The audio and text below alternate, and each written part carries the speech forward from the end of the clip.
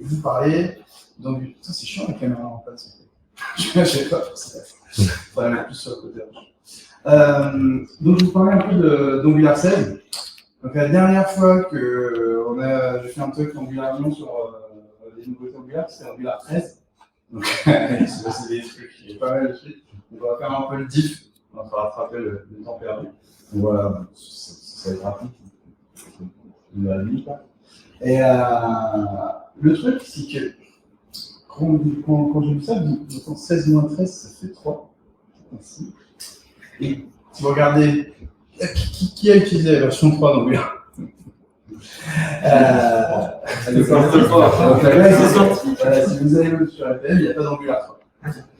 Et je me suis dit, il y a vraiment un truc. Et j'ai regardé la sortie d'Angular 16, c'était le 3 mai 2023. Et 2 fois. Voilà. Et ça, c'est un détail. Et l'autre truc, je dis bon, c'est un hasard. Après, je dis, c'est 7. 10 moins 7. 3 encore. Alors vous allez dire, ouais, ça sort d'où 10? Du coup, j'ai demandé, d'où ça sort 10? Ils ne veulent pas nous dire. Et Igor Minard, qui s'est barré qui était dans la team Minard un peu, il est parti au temps, il dit, il faut attendre la V17 et tu sauras. 10. Et autre truc, je me suis dit, bon, il faut que je trouve le 10, pourquoi? Enfin, je ne vais pas attendre. Pas un gros en plus. Et t'additionnes le tout. Bam. Donc, est-ce qu'Angular 16, c'est Angular 3? On peut se poser la question. Mais en fait, c'est tout ce que je veux dire par là, c'est que c'est pas Angular 3 même. J'ai fait une mission pour demander de taguer Angular 16 en Angular 3, je me suis un peu jeté. J'ai fait. L'issue, c'était pas fait pour lui. Et l'histoire de. Pourquoi je dis ça? C'est parce qu'il y a un truc un peu stressant avec Angular, c'est que c'était assez pépère, assez calme. Et ces dernières versions, avec Angular 13, ça s'est excité comme pas possible sur des changements assez conséquents dans le style d'écriture d'Angular, dans le style de développement, de concepts qui vont peut-être disparaître, ou de concepts qu'on va utiliser moins souvent. Enfin, alors d'où ça vient? Ça vient de plein de raisons plus ou moins officielles, mais la principale raison, c'est quand même Ivy.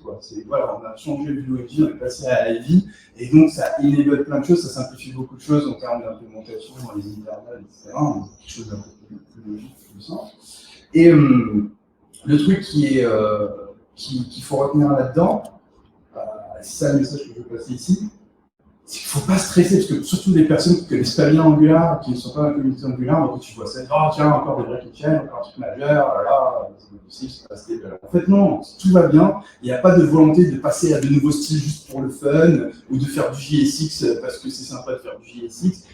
S'il y a le moindre changement d'Angular, c'est pour simplifier des choses, déjà, ça c'est le premier truc. Donc, du coup, si on dégage les modules, c'est pour simplifier quelque chose, c'est pour se débarrasser d'un concept. C'est que pour former des personnes, ça fait un concept en moins à expliquer dès le jour 1, quoi. Donc, il y a pas mal de concepts. Donc, ça réduit un peu le périmètre, et donc ça rend le learning aussi incrémental. Donc, ça, c'est super intéressant. Et l'autre truc qu'il ne faut jamais oublier, c'est qu'Angular, en interne chez Google, ils ont des milliers d'apps à migrer. Et je peux vous dire que quand ils arrivent avec un change, ils ne disent pas bon, allez, upgrader, améliorer les nouveaux. Angular, la team Angular doit s'occuper de l'upgrade.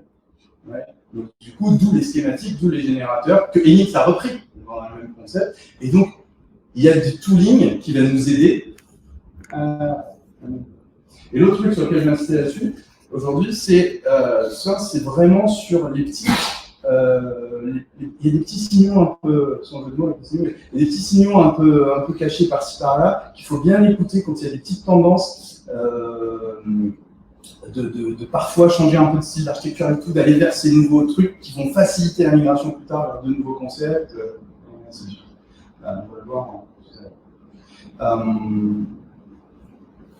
Il y a un autre truc. Et donc voilà, je vous présente rapidement, donc je vais essayer de faire rapide, je ne sais pas faire rapidement, mais je vais essayer. Donc,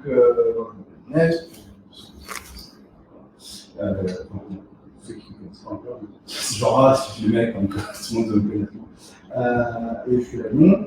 Et je suis Google Developer Expert Angular Web Technologies. Alors, j'aime pas le terme, c'est complet, quoi, mais en gros, ce qui est intéressant dans ce genre de truc, c'est qu'on a un lien particulier du coup avec la team Angular. Et notre but, en fait, c'est clairement, on est une interface quoi, entre la communauté et l'équipe. On vient avec des signaux de ce qui se passe dans la communauté et on va vers la team Angular en disant voilà, les gens ils galèrent avec ce truc, ou ça c'est super si on va dans cette direction. Eux, ils en font ce qu'ils veulent. Et après, ils nous proposent des choses, puis nous on discute, puis après on en parle avec la communauté, etc. Donc, voilà, le but, c'est vraiment de trouver un truc qui fait que voilà, ça marche bien pour tout le monde. Et typiquement, c'est ça le truc dont je voulais parler tout à l'heure, un des points importants aussi, il y a un gros effort aujourd'hui qui va arriver, c'est d'amélioration de la doc Angular pour être encore mieux, pour cadrer encore plus les choses. Parce qu'aujourd'hui, il y a des flous, il y a des trucs où l'équipe Angular a des idées bien claires en tête sur ce qu'il faudrait faire, ce qu'il ne faudrait pas faire, mais ça apparaît nulle part. Alors du coup, on se paradera, il nous dit, enfin, c'est un peu notre rôle en tant que JDI, et nous tous hein, en tant que communauté, de faire quelques recommandations, mais bon, je peux avoir un JDI qui dit un truc, un autre qui dit un truc un peu différent, et ce qu'il faut bien, c'est pas forcément le... Il faut écouter ces signaux et en fait, il va y avoir des améliorations sur ça. À côté de ça, je suis récemment devenu champion, c'est celui qui a affiché toutes ces badges de school. Et Mix Champion, c'est aussi pour dire voilà, on fait le lien pareil avec l'équipe Unix de réfléchir à ce que l'on peut améliorer dans Unix. Si vous avez des feedbacks de trucs que vous n'aimez pas dans Unix, vous pouvez me raconter. Je passerai l'info. Et de trucs que vous aimez aussi, c'est moins utile, mais c'est agréable. Et sinon, à part ça, mon autre obsession, la grosse obsession dans le monde dev, c'est l'extreme programming.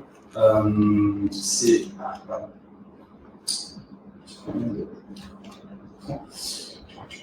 Désolé. Je voudrais parler d'extreme programming, de valeur d'extreme programming, de collective ownership, de pratique de l'extreme programming, de TDD, de testing, etc. C'est vraiment les sujets dont je parle tout le temps, d'extreme programming, si vous n'avez pas encore parlé. Et donc voilà, si vous avez envie de parler d'extreme programming, on peut en reparler. Si vous ne savez pas ce que c'est, bon, encore mieux, quoi. Une version de ce que je pense que c'est. Et donc voilà, je suis un peu dedans.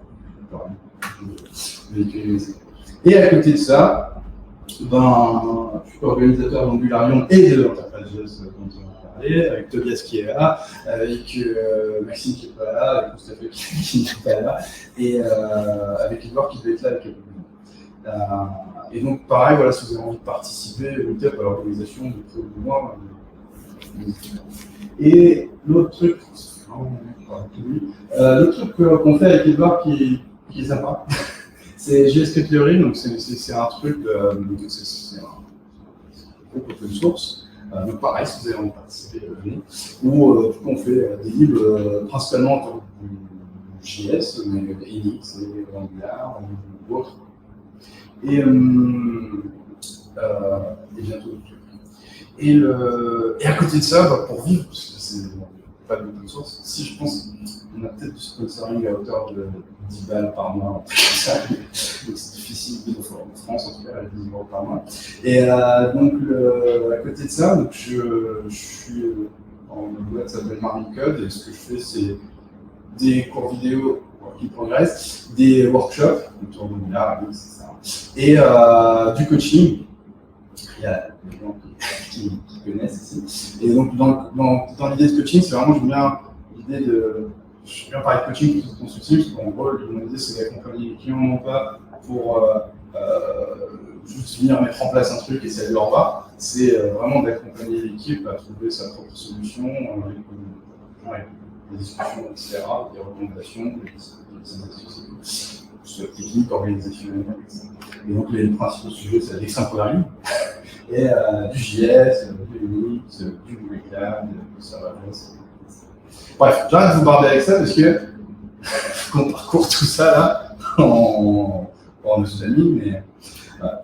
Et donc depuis Angular 13, il y a eu tout ça comme nouveauté, et c'est une sélection. Je me suis gratté la tête, je pense, pendant au moins une journée, quoi, à essayer de virer des trucs en disant ça, c'est peut-être pas pertinent, ça. J'ai essayé de garder que les trucs que vous allez probablement devoir utiliser tôt ou tard.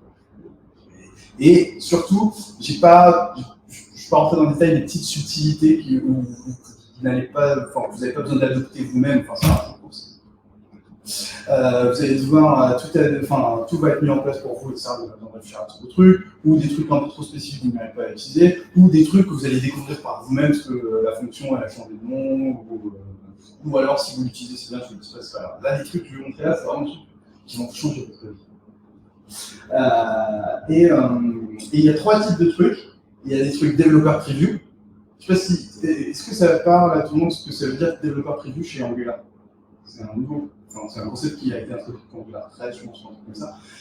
Maintenant, quand il y a une feature qui sort et qui est flaguée développeur preview, ça veut dire qu'elle peut être complètement retirée ou modifiée à la prochaine version majeure, sans dépréciation, etc. C'est-à-dire qu'il faut y aller avec des pincettes. C'est une exploration. Je vous donnerai un peu un exemple de choses qui ont changé suite à une développeur preview. Mais généralement, c'est assez stable. Voilà. Et ensuite, avec les petites étoiles, c'est des features. Et les petits bonbons, là, c'est vraiment les petits trucs tout mignons, tout sympas qui ont été ajoutés, que vous allez vraiment aimer et qui ne nécessitent pas de s'arracher la tête pour comprendre la fonction.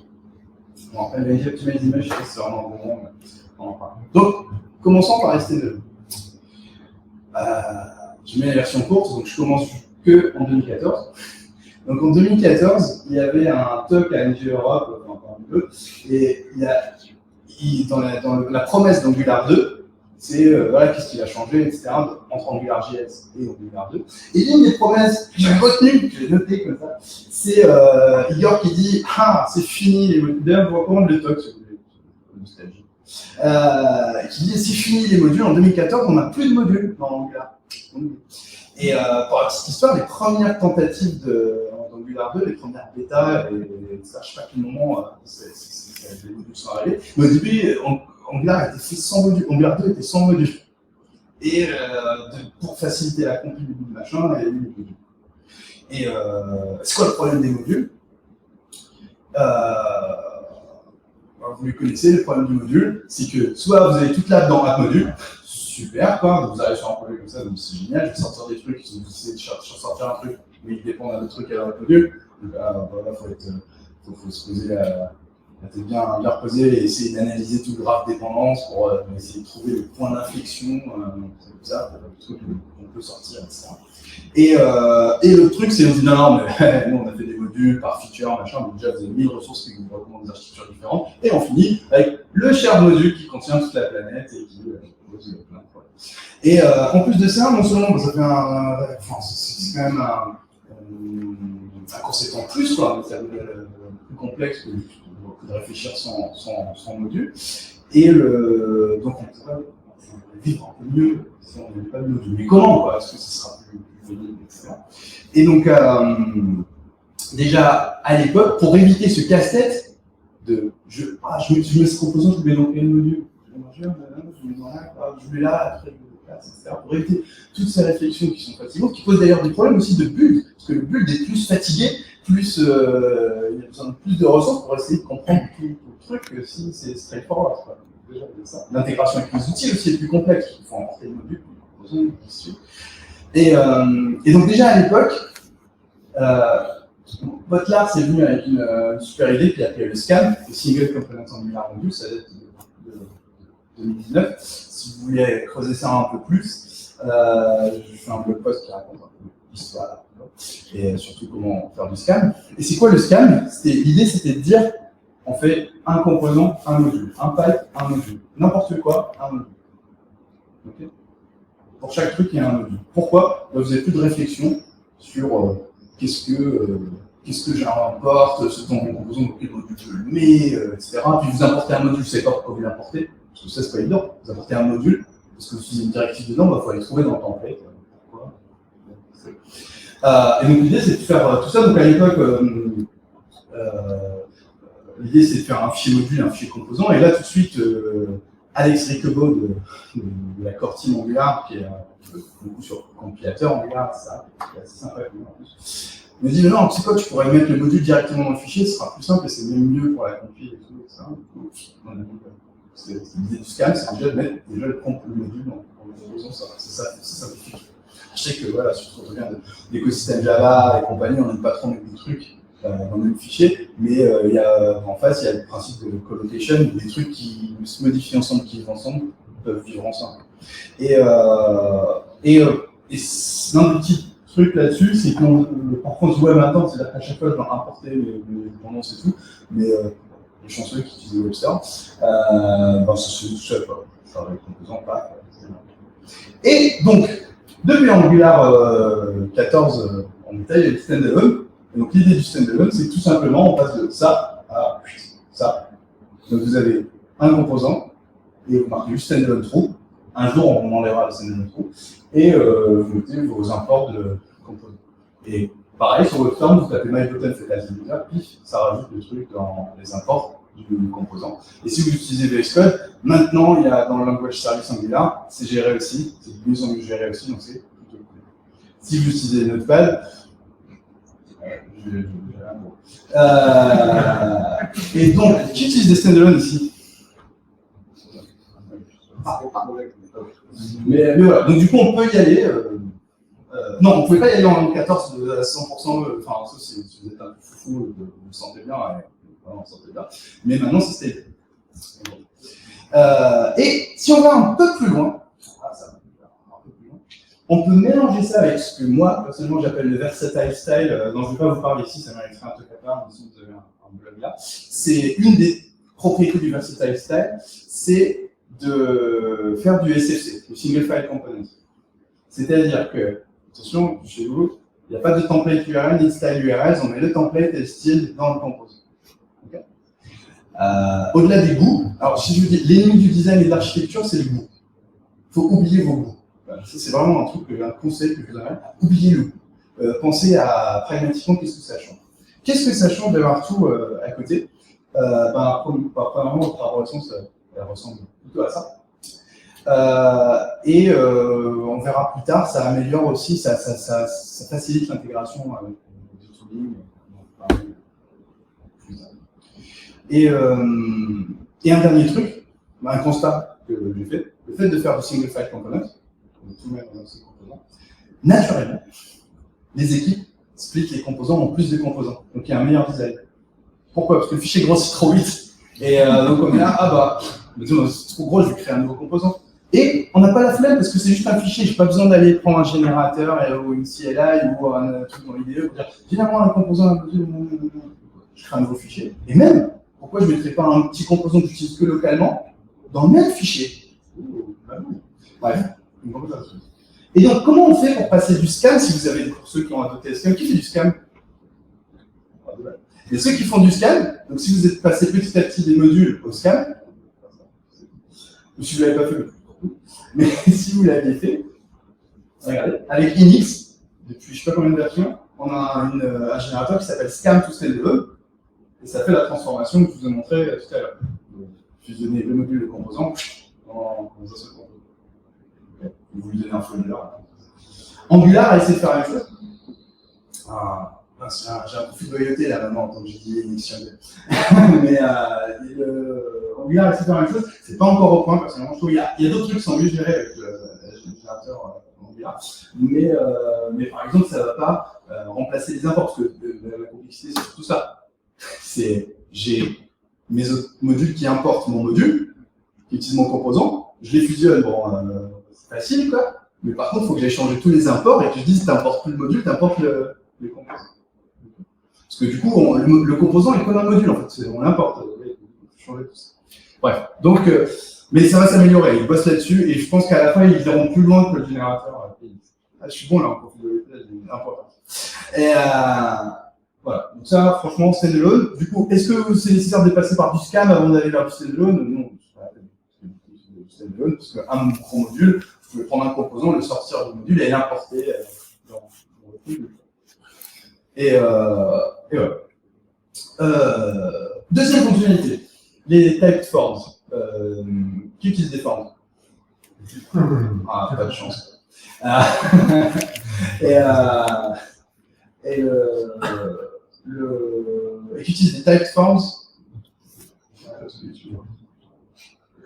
Et donc, du coup, les typeforms, c'est quoi? C'est un petit changement qu'il y a eu dans Angular. C'est qu'avant, on créait un form group, une forme ouverte, les reactive forms surtout. Une form group avec des formes contrôle. Vous êtes familier avec ça? Et le problème, c'est que derrière, rien n'est typé. Votre recipe form, une fois que vous avez l'objet, vous ne savez pas s'il a, quand vous prenez la value, vous ne savez pas s'il y a le name ou pas dedans, vous ne savez pas si c'est un type any, super, on adore ça. Donc après, il faut retransformer ça nous-mêmes vers notre type pour avoir un peu ou YOLO, quoi, on dit avec Kenny, donc voilà. Et donc l'idée de TypeForm, c'est que du coup, quand c'est arrivé, tous les form groups et tout, vous avez dû remarquer, ça ont été renamés en untyped form group, etc. Et maintenant, avec les typeforms, il y a des petits couacs par-ci par-là, mais franchement, c'est pas mal. C'est que du coup, quand vous récupérez la valeur du formulaire, c'est typé. Donc vous avez le name qui était string ou undefined, l'ingredient qui est un tableau string ou undefined, etc. Et on peut aussi dire, attention, il ne peut pas être nullable, il ne peut pas valoir nul. Donc du coup, quand on reset, au lieu que ça mette un nul, ça va mettre une chaîne vide. Si vous faites une typo, un truc comme ça, vous avez un problème de compil, parce que pourquoi undefined? Parce que c'est détail, c'est que quand un input est désactivé, quand un contrôle est désactivé, la valeur n'apparaît pas dans c'est le ghetto. Enfin, c'est un petit détail. Mais du coup, tout ça, voilà, on a un typing assez simple. Même si c'est potentiellement undefined, c'est pas grave. Ce qui est intéressant, c'est d'avoir si c'est un string ou autre chose. Et pareil pour les contrôles, vous récupérez les contrôles via le formulaire, c'est typé, vous ne pouvez pas faire de typo. Et quand vous récupérez les contrôles en mode dynamique avec les passes, pour ceux qui font des trucs comme ça, de formulaire un peu mal à boule, c'est pas ouf parce que ça ne va pas vous interdire d'aller chercher n'importe quoi comme contrôle parce que potentiellement on en a rajouté dynamiquement, mais ça va vous retourner un type du contrôle, le type sera bon quand même, si ça se trouve dans. Donc il y a plein de petits trucs comme ça. Pareil, par exemple, là, vous pouvez croire qu'on ne peut pas remove le contrôle name parce qu'il n'est pas marqué comme optionnel, etc. Donc on peut même faire ça. On peut dire mon form group, il a un contrôle de name, d'adresse et de téléphone, mais le champ contrôle téléphone est optionnel, il pourrait être retiré. Donc on sait que ce contrôle, on peut l'enlever, mais on ne peut pas retirer le contrôle. À vous de voir. Et inject, alors c'est un petit bonbon, mais c'est plus qu'un bonbon. C'est une feature, c'est un truc. Alors pareil, là, ça change les goûts. Hein, c'est un sujet que j'adore, parce que j'adore quand ça parfois. Le truc, c'est inject, c'est quoi? C'est un truc. Pour la Super Nintendo, c'est une fonctionnalité qui est arrivée un peu par accident. Parce que c'était déjà existant dans Angular, et c'est juste que la fonction n'était pas exposée publiquement, et en fait, on pouvait utiliser quand même. Et pas stable, pas la vie. Et puis voilà, il fallait juste exposer ce truc-là. Et en gros, c'est quoi inject? C'est qu'au lieu d'utiliser. Qui utilise la fonction inject? Partout ou un peu? Et donc la fonction inject, c'est quoi le truc de la fonction inject? C'est qu'au lieu d'injecter les dépendances via le constructeur, comme d'habitude, on appelle la fonction inject sur. Je sais pas, les mêmes services. Bref, c'est le même service. Donc, j'appelle ma fonction inject dans le constructeur ou au niveau du field. Il faut que ça soit à ce moment-là, je ne peux pas le faire on init par exemple, ou on destroy, ou après un truc async, etc. Il faut que dans l'event loop, il faut que ce soit dans la task de l'event loop où le composant est en train d'être construit. Parce qu'il nous faut ce qu'on appelle une injection context. À l'époque, on utilisait ça dans les factories, quand on fait pour les services. Dans la factory, vous faites inject pour ajouter un autre truc directement. Et pourquoi il y a ça? Et pourquoi maintenant il y a les deux? Alors déjà, premier truc, on va stopper tout de suite, il y a un troll, c'est que les gens disent au-dessus, c'est de l'injection de dépendance, et en bas, c'est pas du tout de l'injection de dépendance, c'est un dependency resolver ou dependency locator, enfin bref, du coup, c'est un autre pattern, et donc certains le considèrent comme un anti-pattern. J'aurais dû mettre un lien ici, je le rajouterai plus tard sur le PDF, mais il y a un super article de Martin Fowler là-dessus sur dependency injection versus resolver. Franchement, moi perso, je m'en fous, ce qui compte pour moi, c'est l'inversion de dépendance. C'est surtout ça. C'est que je suis dans le code, je demande service et j'aurai une implémentation différente. C'est ça qui compte. Et pourquoi je basculerai là? Là, il n'y a pas vraiment beaucoup d'intérêt, mais je vais vous montrer Là, ça commence à déjà, avant de faire ça, il y a un autre truc, c'est que certains disent, ouais, mais du coup, si tu veux tester le composant, si tu veux l'instancier à la main, tu ne peux pas lui passer le service dans le constructeur. Oui et non, parce que tu pourrais le passer différemment, en vrai. Mais le truc, c'est pourquoi on instancierait un truc à la main alors qu'on a le test bed.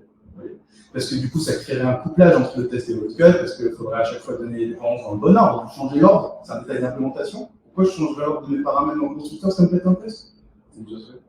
Ouais, donc ça, c'est aussi un problème. Du coup, on utilise le test bed. Si vous trouvez que le test bed est lent, ben on verra comment l'optimiser, le problème est ailleurs. C'est pas censé. Donc ça, c'est le premier truc. Et l'autre truc, c'est que je vais ouvrir Initio et Alex Rickable, quand il m'a essayé de l'implémenter, et c'était de dire, allez, pour éviter le Trump, parce que ça me saoule, et si on me permettait de faire ça? Comme ça, tout le monde y gagne.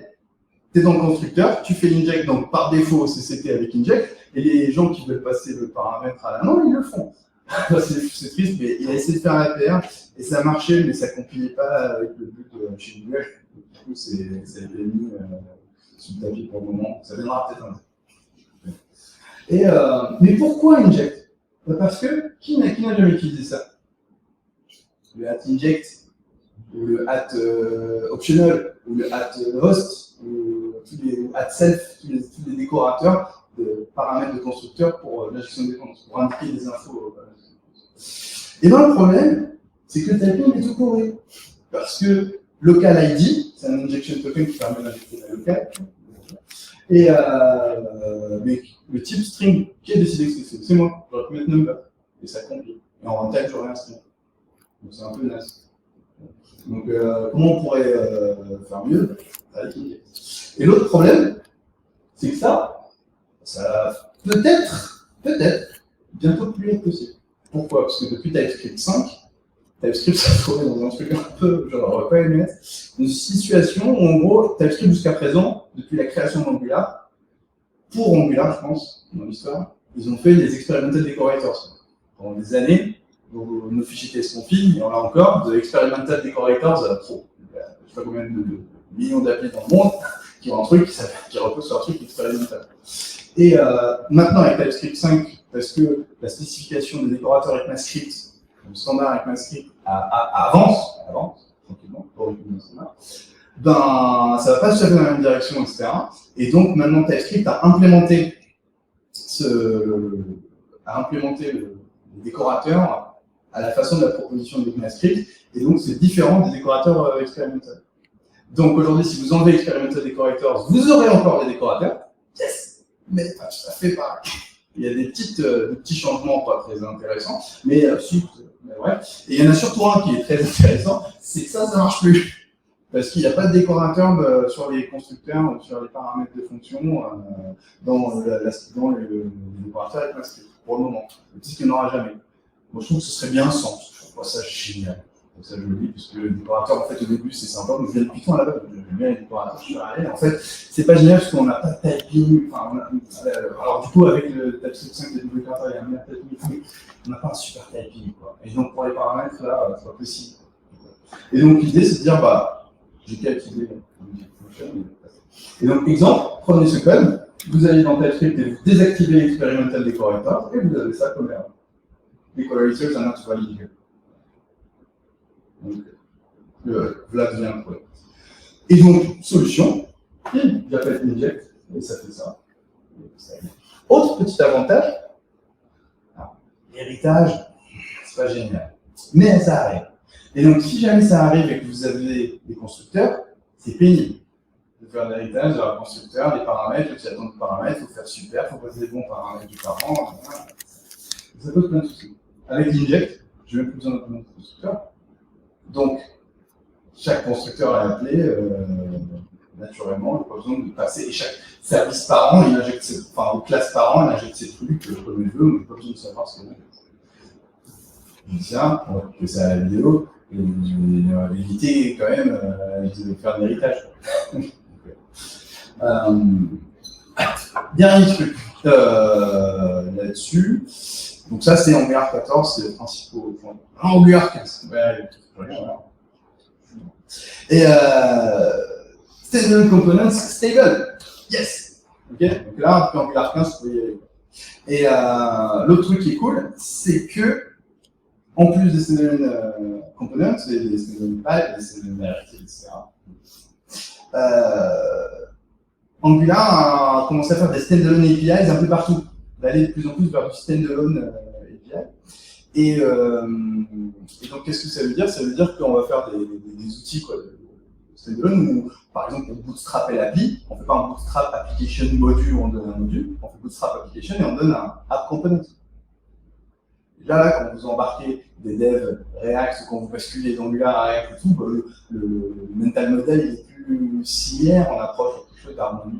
Vous n'avez pas besoin de dire un mot sur Angular, ça c'est un concept en plus. Donc voilà, c'est un concept en moins. Et donc, on passe de ça. Donc, vous avez le app module, ça vous êtes familier avec ça, le for route, machin, avec un lazy loading de chevron, et je vais charger un routing module. Et ce routing module, lui-même, va définir un router module for child avec les sous-routes qui vont charger le composant. Tu vois bien. Okay. Vous avez dans deux fichiers différents. Hein. Je développe pas encore des apps entières sur un fichier. Mais ça, qui n'a jamais vu un bout de code ou qui n'a jamais eu l'accident de ne pas savoir que ce module il a un routeur for child et d'importer un module et en fait ça rajoute des routes qu'on ne savait pas et tout parce qu'on n'a pas une naming convention très stricte sur des routeurs pour un module, etc. Parce qu'on faisait des modules feature, donc il y a des composants qu'il faut faire fondre de là. Oh tiens, on est bien la feature, là je vais chercher le composant. Ah non, on a chargé for child. Pourquoi il y a /about qui marche ok. Donc du coup, ça c'est vraiment le problème, c'est que c'est pas clair. Le routing est couplé à des modules tout. Et donc l'idée, c'est on bascule vers un bootstrap standalone, donc c'est que le composant, c'est un peu plus affiné, et un truc d'option qu'on appelle la config. D'ailleurs maintenant les nouveaux projets standalone Angular, quand vous créez une app standalone, vous pouvez générer une app et vous passez une option standalone, ça crée un fichier main.ts. Et la config que j'ai mis là, inlinée, elle est dans un fichier app.config.ts. C'est-à-dire que quelqu'un qui n'a jamais fait d'Angular, il se dit, et où la config?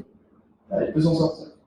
Donc on a une structure de projet qui shout, quoi, qui crie plus fort en fait ce qu'elle fait. Quoi. Je ne suis pas obligé d'aller dans le fichier et demander aux experts comment faire.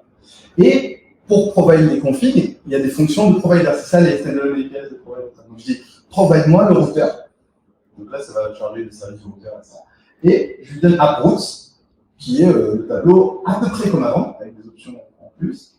Et ici, pour load les children, je ne lui donne pas un module.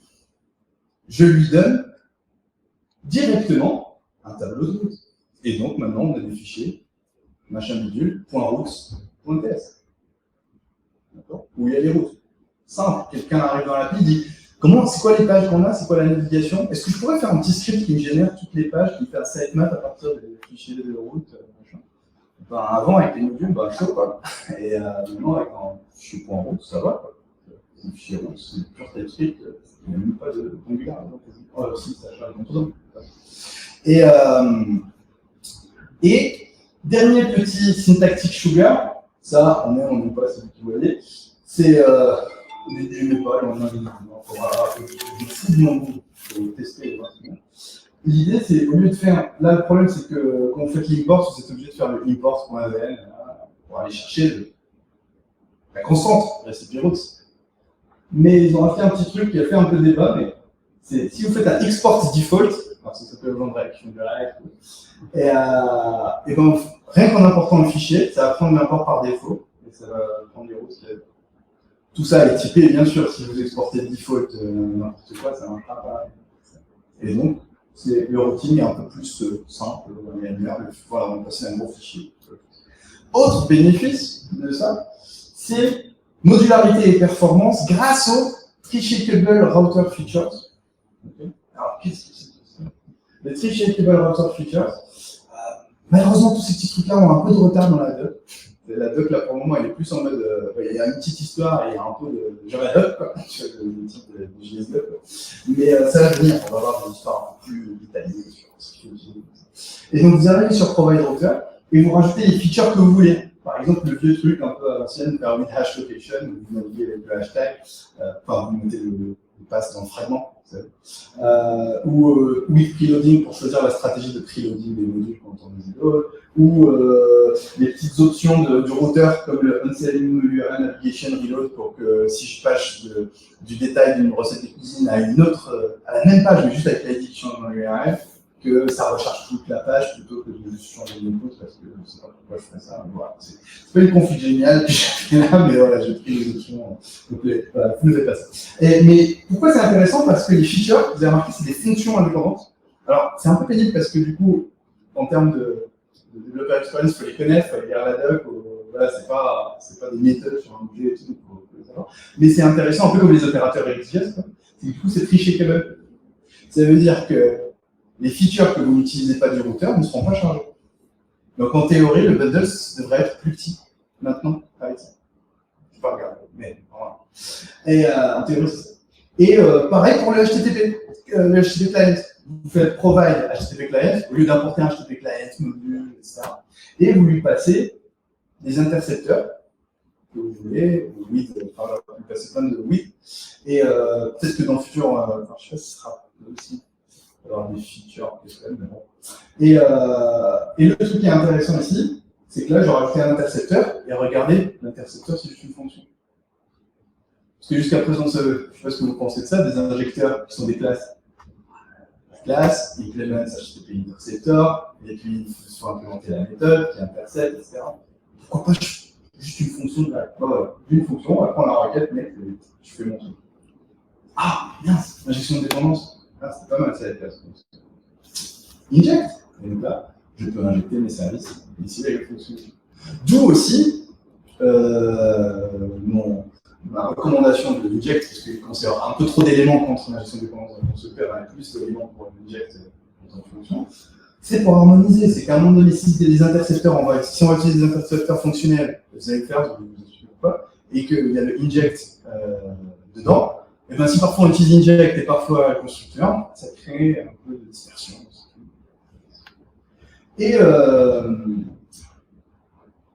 Et donc, pourquoi pas, voilà, là j'injecte autre service et j'ai mon intercepteur d'autorisation qui rajoute le token sur la bonne URL.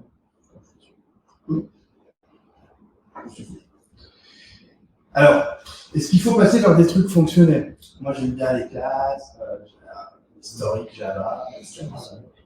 Et c'est pas le choix. Parce que pour le moment, il y a un petit helper qui s'appelle With Interceptors DI, enfin une feature d'Interceptors DI qui va chercher les intercepteurs avec le provide multi-true, parce que oui, il y a plusieurs intercepteurs, donc voilà, il faut avoir ce concept en plus, donc c'est un peu lourd. Et ben, dans la doc, c'est recommandé, ça c'est la doc, c'est un URL, c'est un peu bloqué. Dans la doc, les intercepteurs fonctionnels sont recommandés et les intercepteurs classiques vont être dépréciés. Ils sont comme ça. Mais ils diffèrent. Bon, je ne sais plus si c'est précis ou pas, mais en tout cas, ça va disparaître, peut-être. Donc voilà. Autre fonctionnalité. Si vous voulez, au milieu, on peut faire une pause de 5 minutes, comme ça vous appelez des familles, bah, je vous rentre pas ça. Et le Directive Composition, c'est quoi? C'est que parfois, vous voulez reprendre des comportements d'une directive ou un truc comme ça, et souvent on finit par faire de l'héritage, c'est un biais. Et donc l'idée de la Directive Composition, c'est que je prends un composant là, je prends un composant ou une directive, et je peux, avec Host Directives, venir rajouter des directives sur ce composant dès que je charge ce composant. Vous voyez? Donc là, par exemple, hasColor, c'est je crois une directive qui rajoute, je sais pas, du CSS sur une classe CSS ou un attribut sur l'élément dans le code, comme ça. Et ben, dès que je vais charger ma tenue, c'est Destructor qui sera mis dessus. Et le deuxième truc, c'est que je passe une autre directive et je peux faire du mapping d'input et output. Comme ça, mon composant, il va avoir des inputs, par exemple disable, et quand je reçois l'input disable, en fait, ça va aller le faire sur le parent. Sur le parent, sur le syndicat. Franchement, j'espère qu'ils en ont pas besoin. Moi, je préfère l'idée d'utiliser le maximum des composants au niveau des directives. Souvent, quand on a besoin de directives, c'est des trucs très bas niveau qui sont probablement gérés par des distances, etc. Il faut vraiment qu'on sache ce qu'on veut. Je ne pense pas que les directives soient l'approche idéale de factorisation de comportement, etc. Parce que ça, quand même, c'est sport un peu. Voilà, c'est con. Donc, bon, voilà. Mais ça a été, je pense que ça a dû être drivé par Angular Material, d'ailleurs, l'exemple de Angular Material. Parce que Angular Material, c'est un truc de vous n'allez pas faire des composants avec des directives qui ont des comportements business, des choses comme ça. Ça doit vraiment être si on parle de Linux, dans des libs UI. Et évidemment, des libs UI chers sont vraiment très bons. Mais c'est mon avis. Et autre truc, Angular Material, gros changement.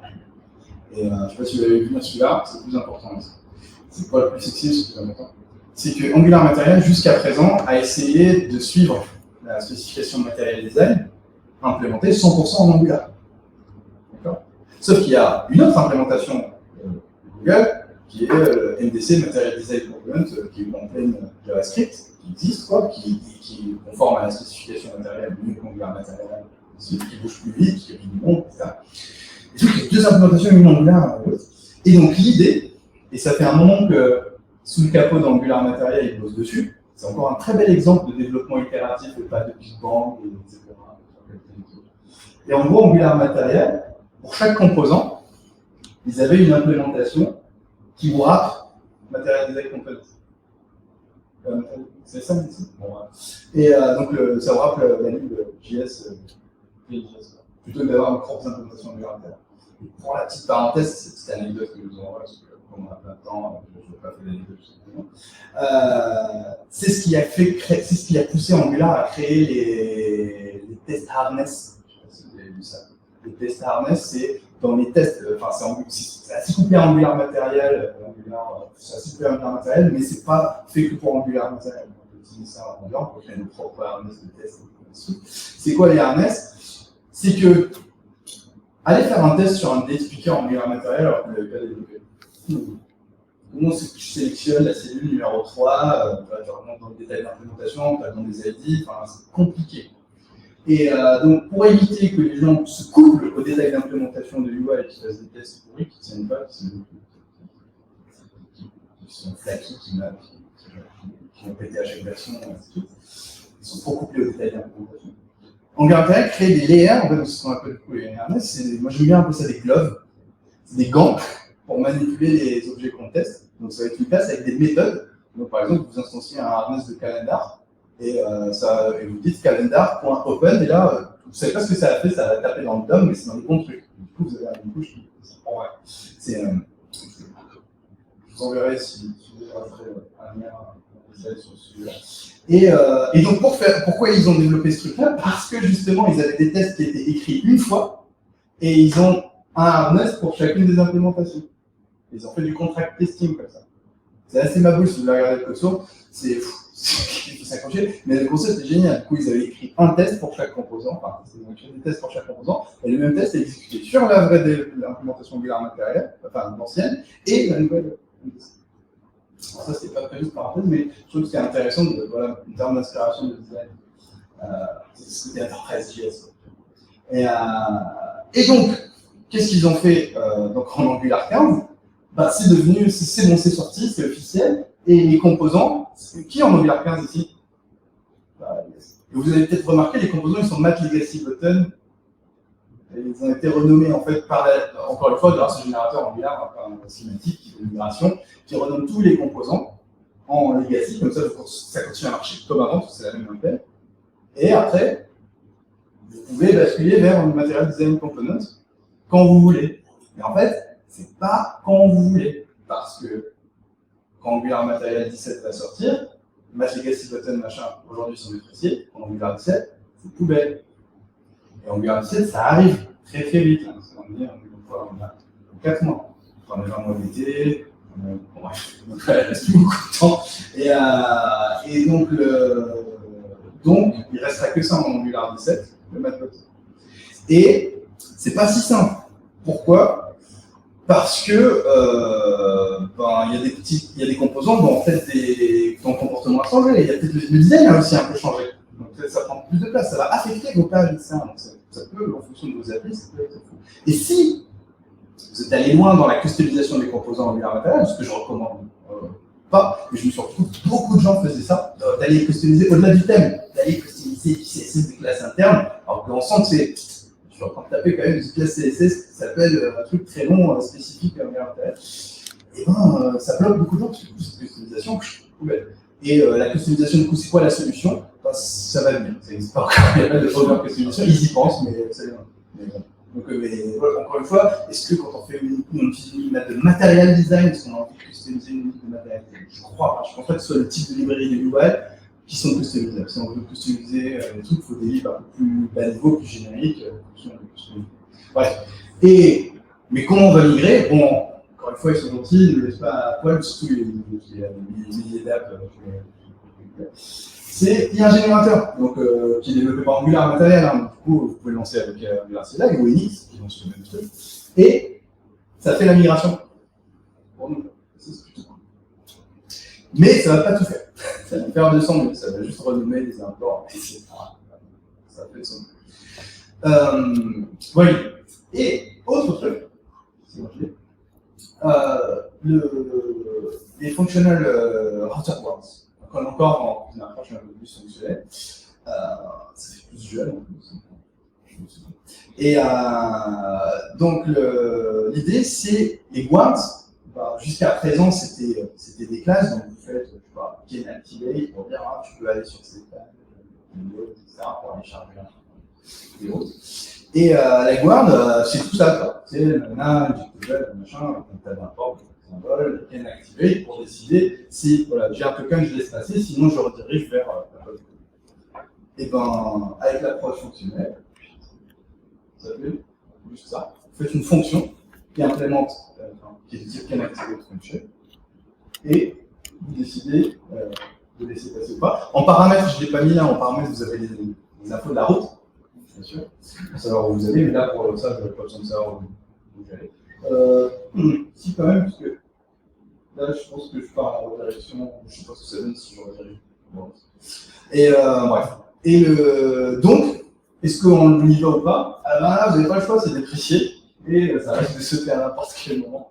Et donc, il faut passer à la fonctionnelle. Vous dire, quoi, je dois réimplémenter ton truc? Non, ça va. Votre guard, vous la gardez dans une classe, et la fonction, le seul truc qu'elle va faire, c'est qu'elle injecte la classe et elle appelle qu'elle active dessus. Et ça, c'est dans la doc. Voilà, c'est l'astuce cheap. Okay. Et ça, c'est super. Encore une fois, on parlait tout à l'heure, on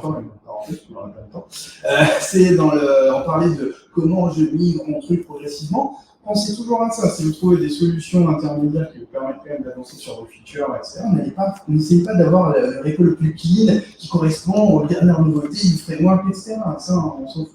Gateway, et ça me permet à une phrase que j'adore, c'est, enfin, je la fais à ma façon, mais c'est le software, c'est un bateau qui prend l'eau, quoi qu'il arrive. Et donc, soit vous faites que ramer, ça c'est quand on s'occupe jamais de clean up quoi que ce soit, on y va, on code des features, et on stack des fixes et des machins, ça va être évidemment sous l'eau, quoi.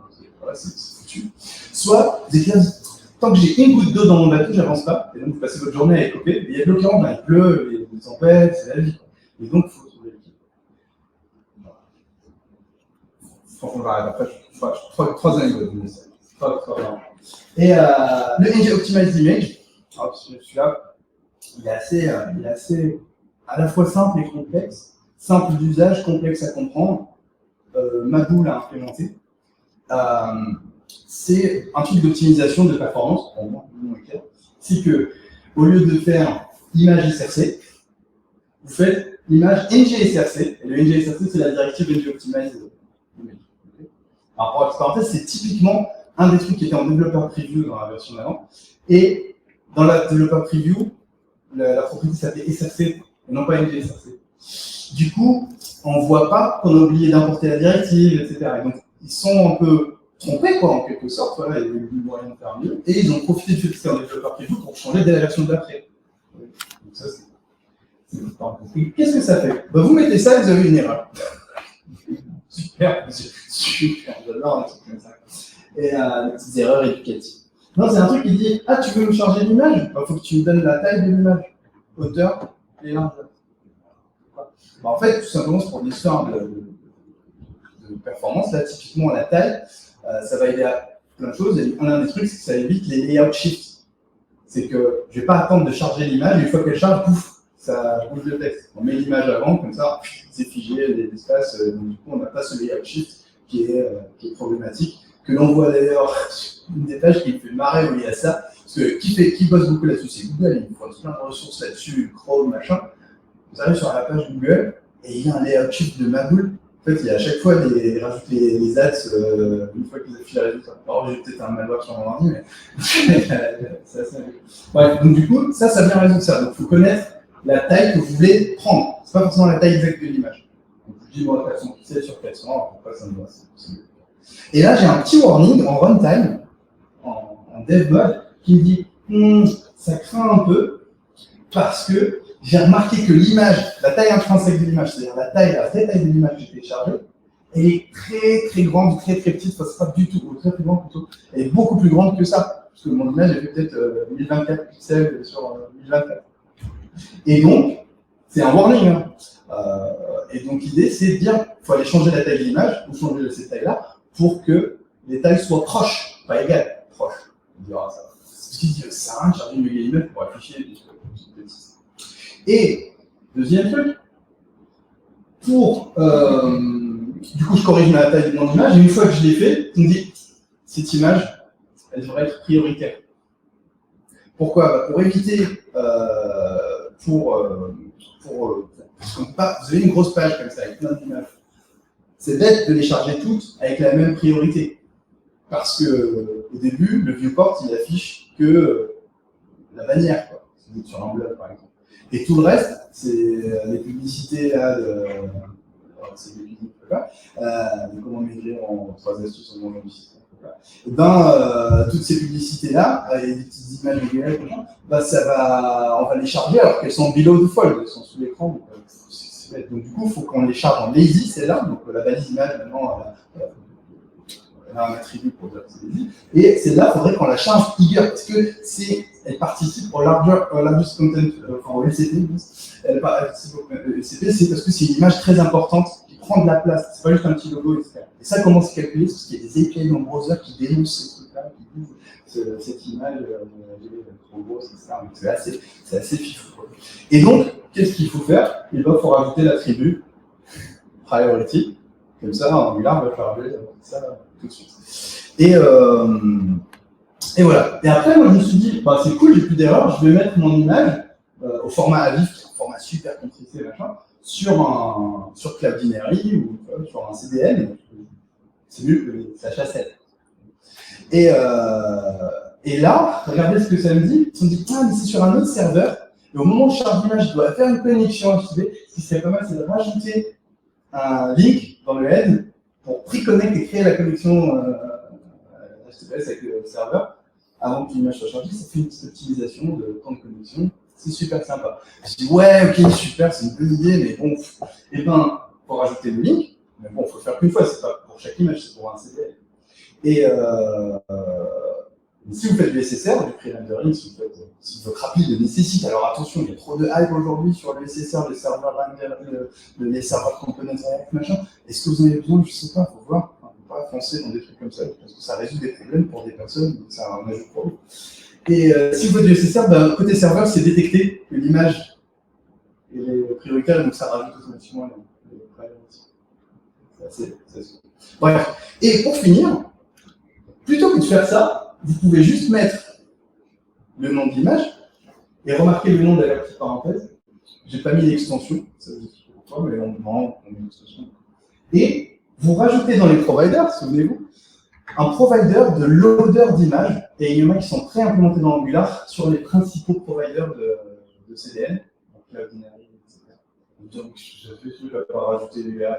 Ça ne fait pas que rajouter le préfixe de l'URL, ça génère un truc comme ça.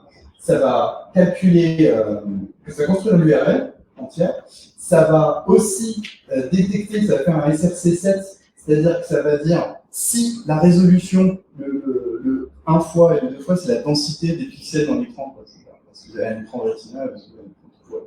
Donc, si vous avez un écran avec une grosse densité, pour 400 pixels, ça va charger l'image à 800 pixels. Et pour pouvoir choisir la taille, les CDN, typiquement Cloud Binary sont assez bons là-dedans, ils permettent de passer ça via un paramètre, on leur donne la largeur, ils transforment l'image, la mettent en cache, etc. Pour la taille. Et pour la petite parenthèse, c'est juste, c'est mon petit côté un peu maniaque de la spécification HTTP, la plus grosse erreur du web, c'est de mettre des extensions sur les fichiers dans les URL. Pourquoi? Parce que les URL, ça pointe vers des ressources, des émissions de ressources qui sont une image, etc., dont on ne connaît pas forcément le type. Et dans le HTTP, il y a un standard qui est le media type, en fait, la négociation du content type du media type, où le browser, naturellement, on voit le header accept qui dit moi j'accepte les images JPEG, mais je préfère à vif, parce que je sais le gérer, etc. Et le serveur décide de répondre ce qu'il arrive à répondre. Et donc, typiquement, là, quand je charge mon image du juste logo, c'est le serveur va m'envoyer, parce que la binary le gère bien, il va m'envoyer le meilleur format qui matche mon browser. Est-ce que vous avez ces problématiques-là? Bah, peut-être pas. Si vous avez, bah, est-ce que du coup, il faut utiliser ça sur toutes les images? Bah non, peut-être pas. Si vous chargez qu'un logo et que c'est une appli d'intranet, machin, est-ce que c'est vraiment l'utilisation dont vous avez besoin? Je sais pas. Mais par contre, si vous faites un blog ou un truc comme ça, c'est peut-être intéressant. Ah, celui-là, franchement, s'il n'arrive pas à faire en 5 secondes.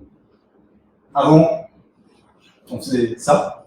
Maintenant, on peut faire ça. Vous n'êtes pas obligé. S'il n'y a pas de content dans le composant, on peut juste self-close dessus. Alors, pour la petite histoire, pourquoi ça a traîné? Vous imaginez bien qu'il n'y a pas 5 mois de boulot là-dessus. Mais c'est juste qu'il y avait une obsession. Il y avait un frein, on disait le template, parce que ça, c'est pas standard en fait en HTML. C'est pas valide, c'est pas de l'HTML valide. Et donc, il y avait une résistance dans Angular, mais le template doit rester HTML valide. En fait, on s'en fout, ce template, il est compilé, c'est pas d'HTML, on va jamais. Donc, problème résolu, on se dit, allez, on s'en fout.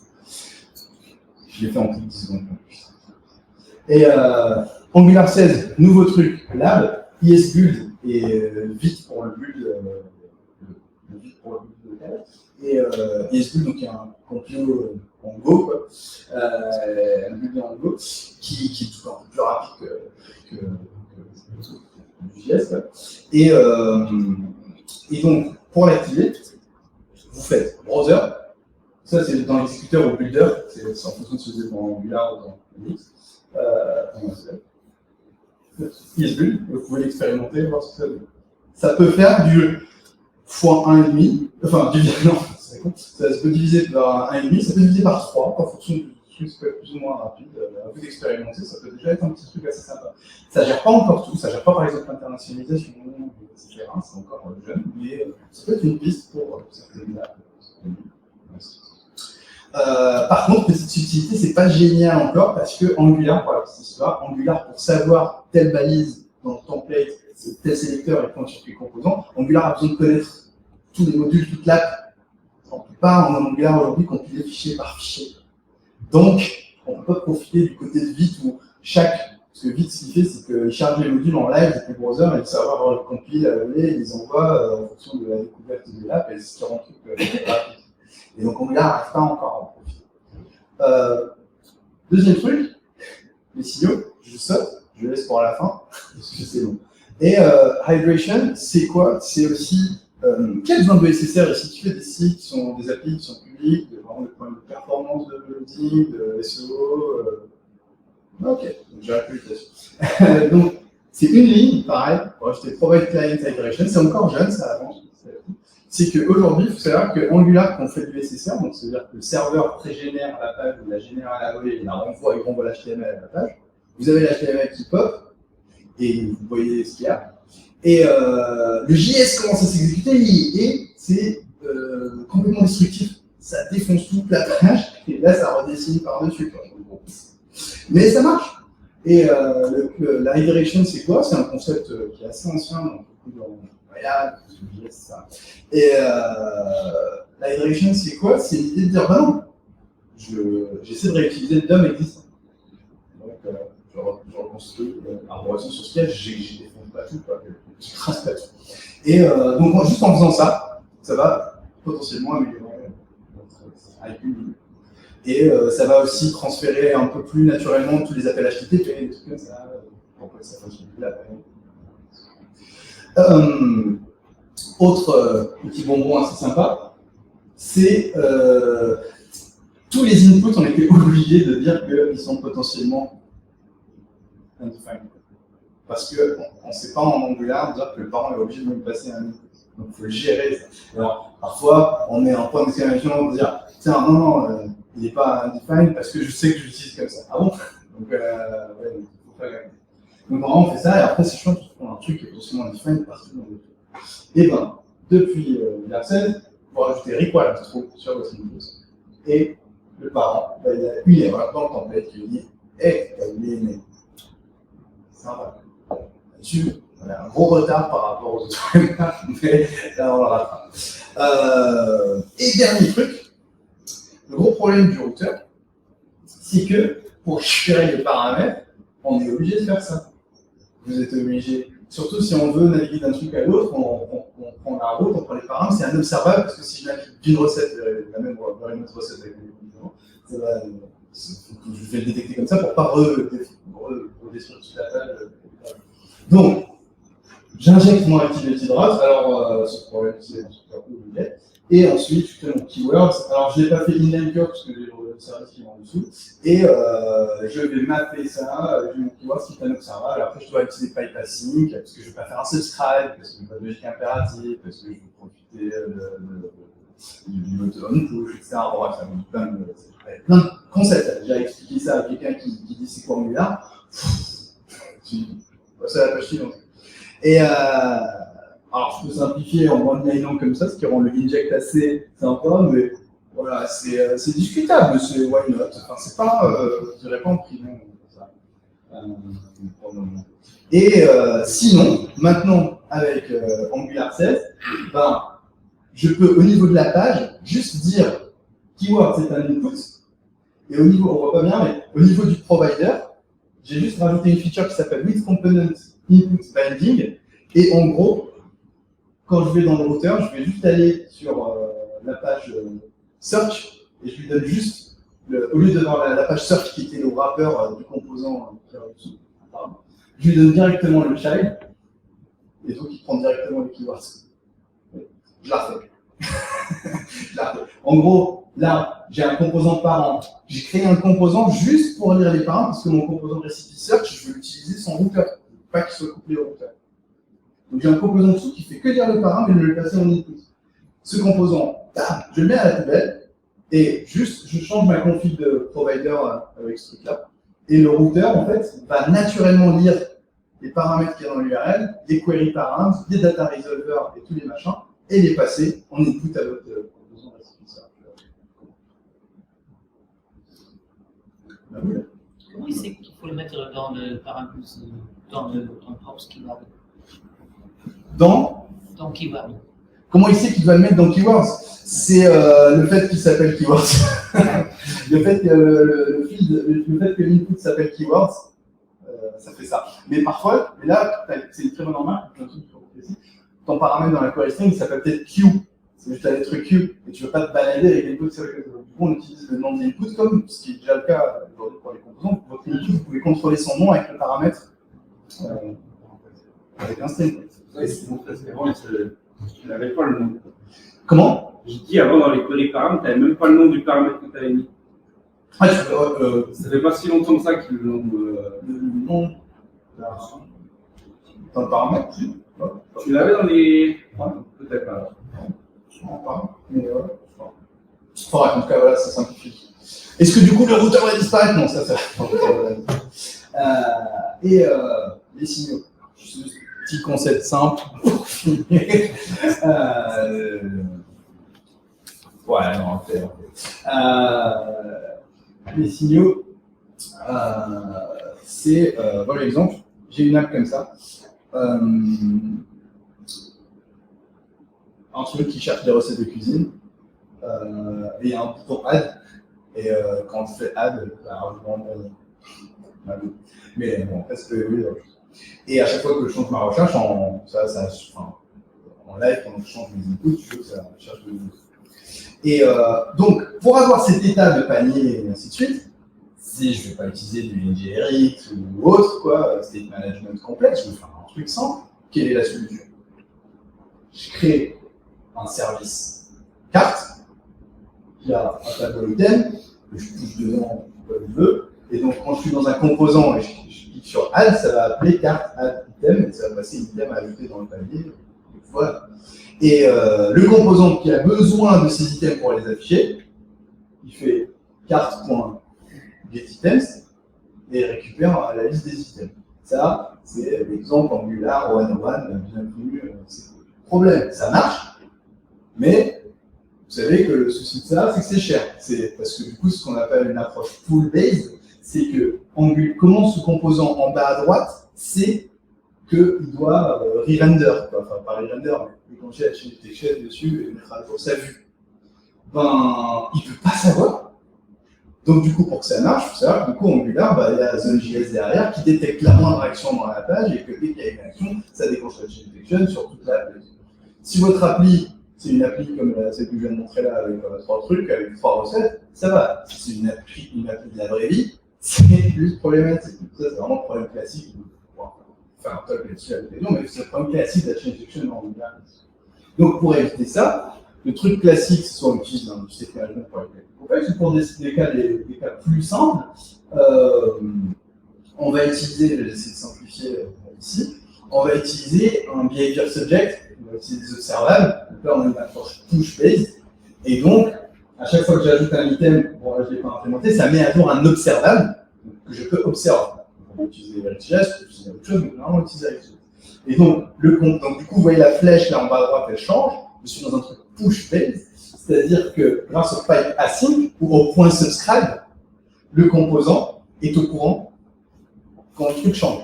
Quand on fait pipe async, c'est Angular qui s'occupe du coup de dire ah ça a changé, je vais à jour. Quand on fait point subscribe, c'est nous qui sommes au courant et on doit déclencher la chaîne à la main parce que la logique impérative c'est plus.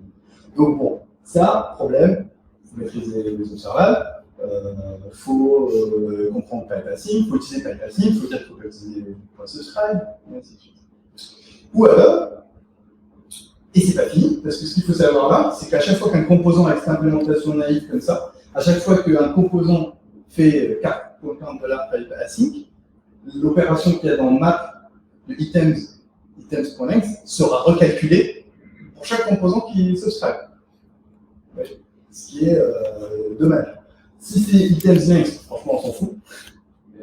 Essayer d'utiliser ça, ce serait moins performant, mais juste pour la démo, si on voulait optimiser ça, il faudrait faire un distinct until change d'avant, c'est-à-dire si les items ne changent pas, je ne recalcule pas la longueur. Ensuite, je récupère la length. Ensuite, suite à la length, je fais un distinct until change en me disant ah, si la longueur n'a pas changé, je ne modifie pas. Et ensuite, je fais un share parce que je veux que tous les composants qui utilisent ce truc-là partagent les mêmes résultats. Et ensuite, je ne veux pas que ça reste en mémoire quand il n'y a plus quelques personnes intéressées, donc je suis obligé de passer à une option qui s'appelle reset un paramètre là, qui permet de reset l'observable, le truc partagé, l'état, s'il n'y a plus personne qui est intéressé par l'info, comme un gardage. Donc, voilà, galère. Donc c'est sport, quoi. C'est pas un truc pour une one, juste pour voilà, la performance devient très chère, quoi. Donc, et ça pose un autre problème en termes de DX. Imaginons que dans une board, j'ai envie de dire, si le count est vide, je ne peux pas aller sur telle page. Pas mal. Je ne peux pas aller sur le panier si le panier est vide. Ben, je ne peux pas faire if count, parce que c'est un observage. Je ne peux pas lire sa valeur. Il faut que, je sais pas, je fasse un if first value, que je await, machin. Je ne peux pas faire la logique en synchrone. Ou alors, l'autre problème, c'est comment on combine des valeurs. Je veux dire, quand les items changent et que ça change, je veux regrouper les deux résultats, faire un calcul des deux. Ouais. Récupérer le current user et le current.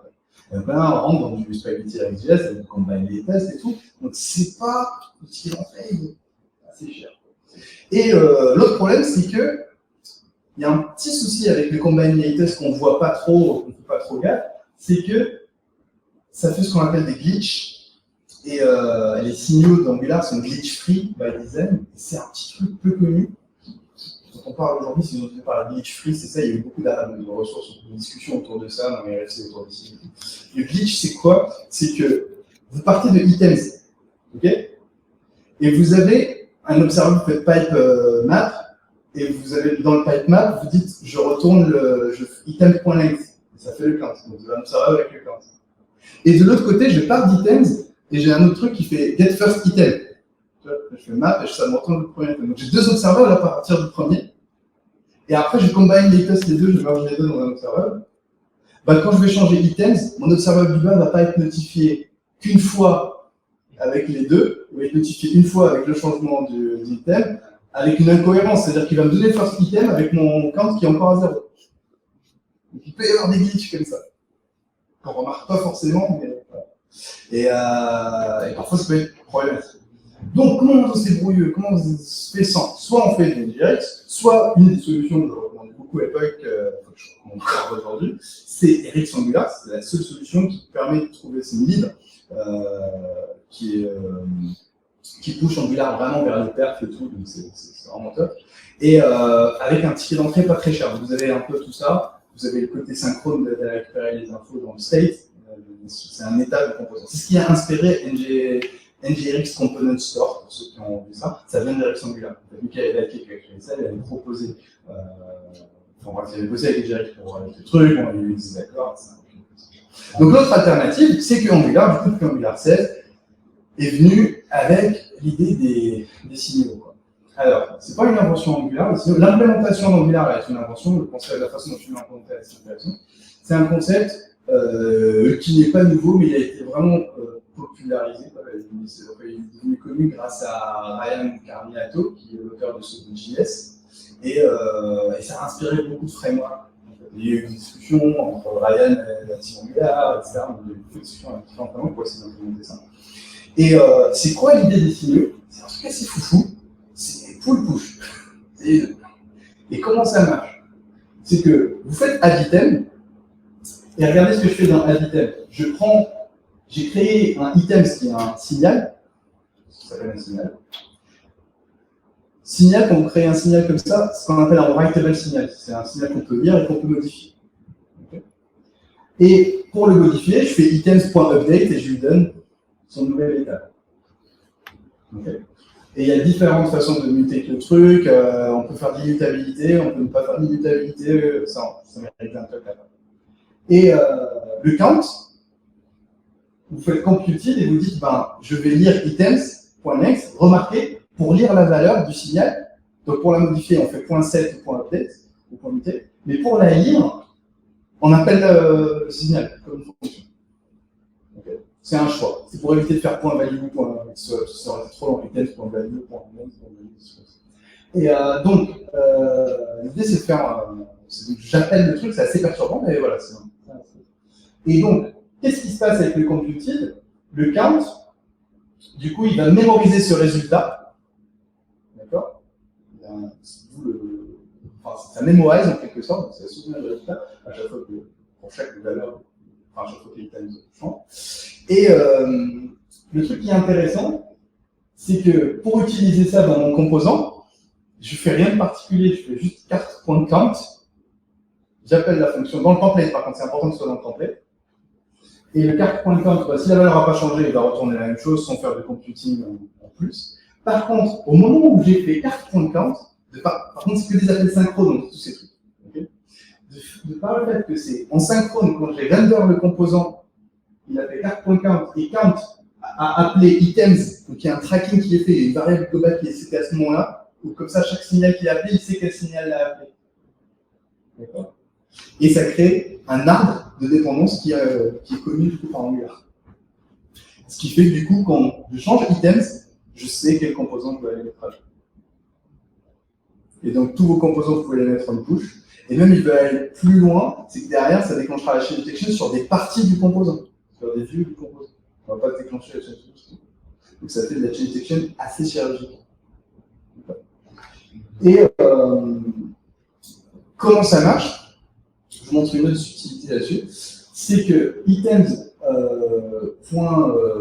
point signal, je crée mon signal en items, et j'ai mon count que je calcule comme je fais là. Du coup, à chaque fois que l'item va changer, le count va être mis à jour. Ensuite, j'ai un autre truc qui est e-signed in. Est-ce que l'utilisateur est signed in? Donc j'ai un signal pour ça. Et quand je veux savoir si je peux acheter le truc ou pas, je fais un computed. D'ailleurs, je peux utiliser computed ou pas. Vous pouvez juste mettre une fonction. Le computed, c'est juste pour que ça mémorise. Une fonction, elle va calculer, mais le fait de passer par des fonctions, ça traque quand même. Et le e-signed in, qu'est-ce que ça va faire? C'est si je suis, voilà, ça va appeler e-signed in, et du coup, si je suis signed in et qu'il y a des trucs dans le panier, je peux buy, sinon je peux pas. Et dans le composant, je vais juste dire est-ce que je peux buy ou pas. Et donc là, Angular, il sait que le composant doit être mis à jour. Donc si je fais e-signed in, je le set à false, ça va appeler ça va modifier e-signed in, ça va se propager à can-buy, ça va se propager au composant. Allez, maintenant je vais de l'autre côté. Je change les items. Ok? Mais e-signed in est false, hein, d'accord? Donc je change les items. Les items vont changer count. Est-ce que là, ça va aller déclencher le can-buy ou pas? Eh ben non. Pourquoi?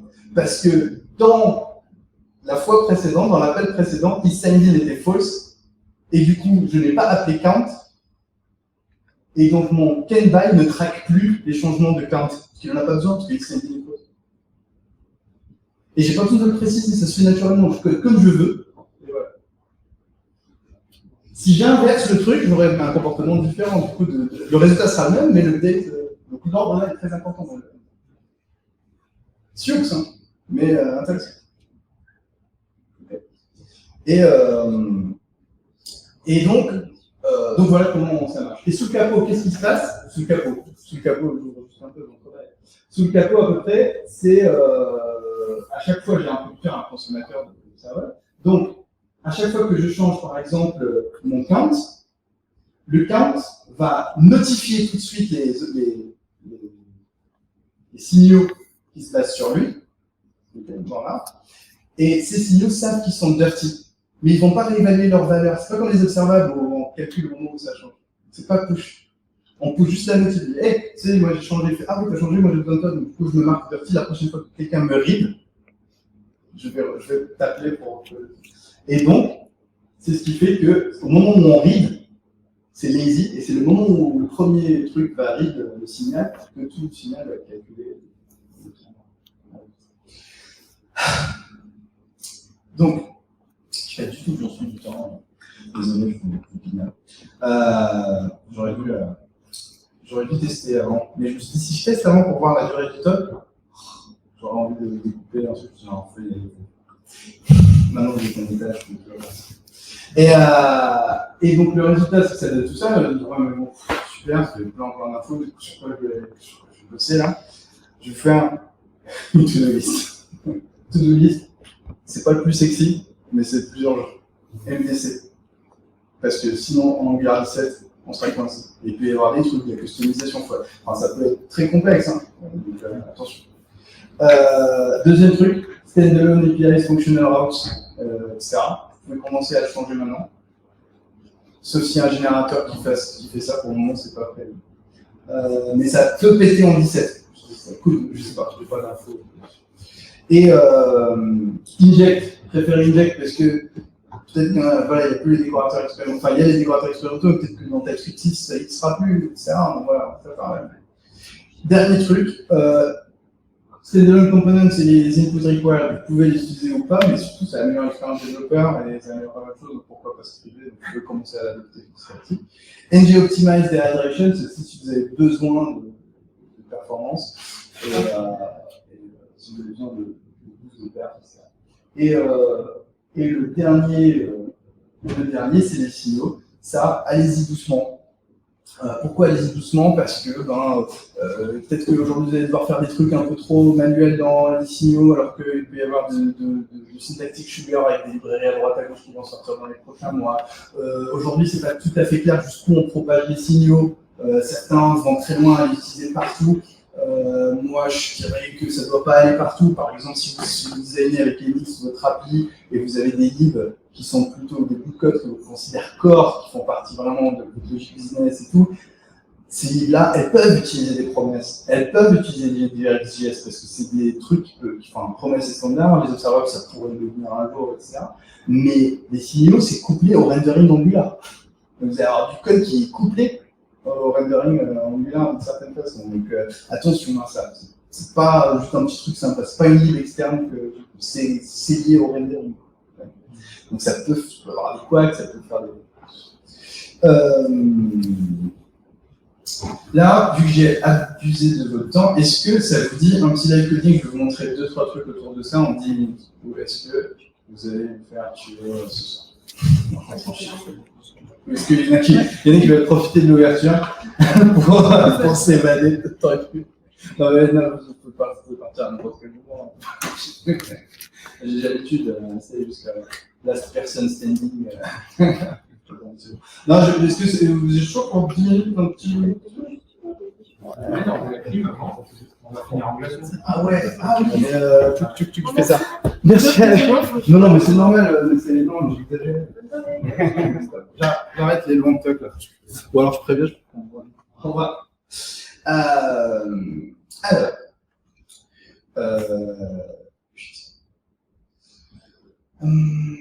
D'ailleurs, si vous voulez, le lien du slide, c'est un PDF, hein, le lien est là si vous voulez le noter. Et à la fin, vous trouverez toutes les ressources dont je vous parlais, peut-être d'autres plus tard. Si vous voulez checker les workshops, les cours, des trucs comme ça, les liens qui sont là. Et comme ça, je ferme les slides et on n'en parle plus. Et allons voir le code. Et commençant par basculer l'écran en miroir. Ouh, joli.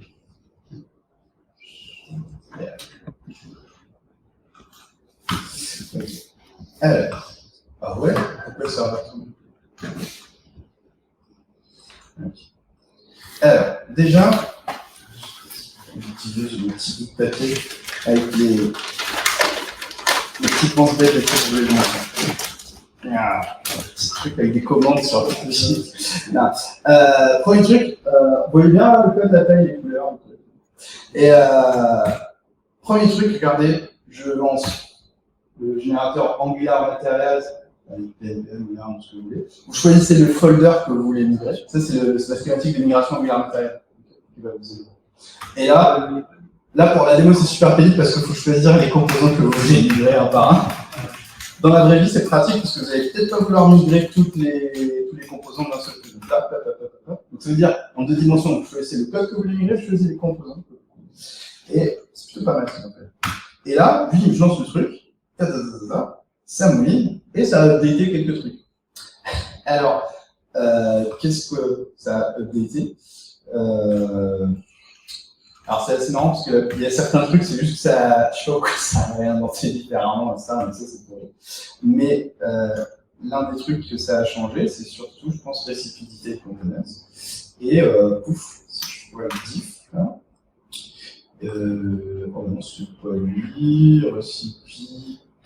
Ah oui, pas mal. Recipe filter, c'est le formulaire. Et vous voyez, ça a remplacé Mat Legacy Form et Mat Legacy Input par Mat Input Form, Mat Form Field, etc. Donc c'est plutôt cool, ça peut aider. Et mais ça ne va pas tout faire. Et par contre, j'ai mis, je pense dans le lien, la page, il y a toute une page d'update Angular Material qui vous dit si vous avez de la donnée d'essai, quel composant, il faut faire gaffe à ça. Il y a vraiment une checklist de migration et c'est un long truc, c'est pour ça que je dis, allez-y, il ne faut pas être bloqué en Angular. Deuxième truc, du coup, pardon, j'ai oublié de vous montrer le design.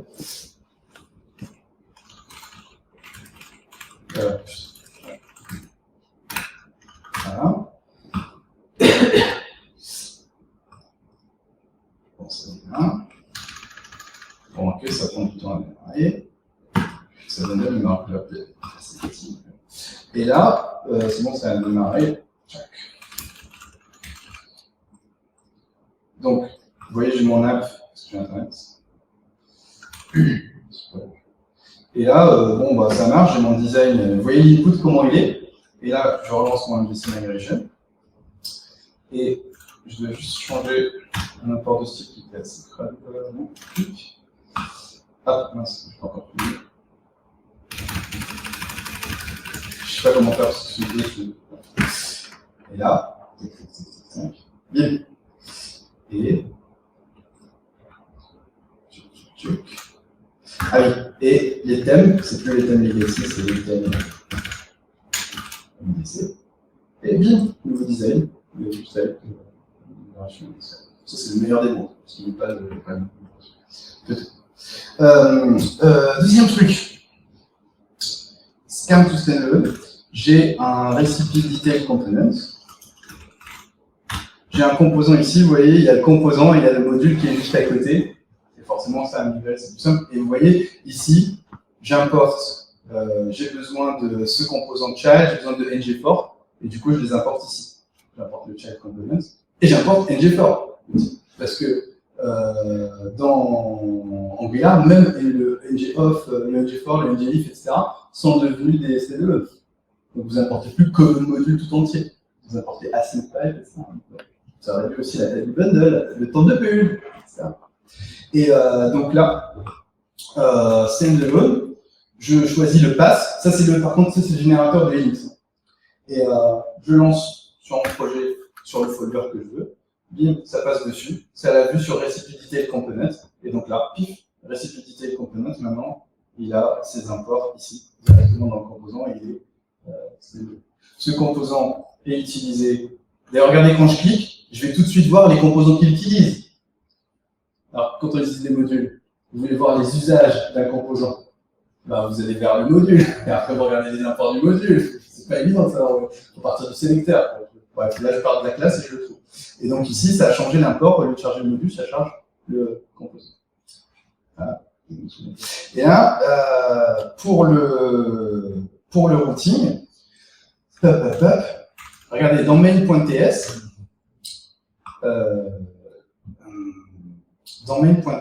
j'ai mon routing qui est là, donc sera plat, je charge la config, j'ai app routing module. J'ai app routing module qui charge app routes, qui charge welcome et search. Et pour search, vu que je veux faire du lazy loading, j'ai créé un module rien que pour ce composant pour pouvoir faire le routing, le lazy loading de ce composant-là. Oui. Donc, comment je bascule vers du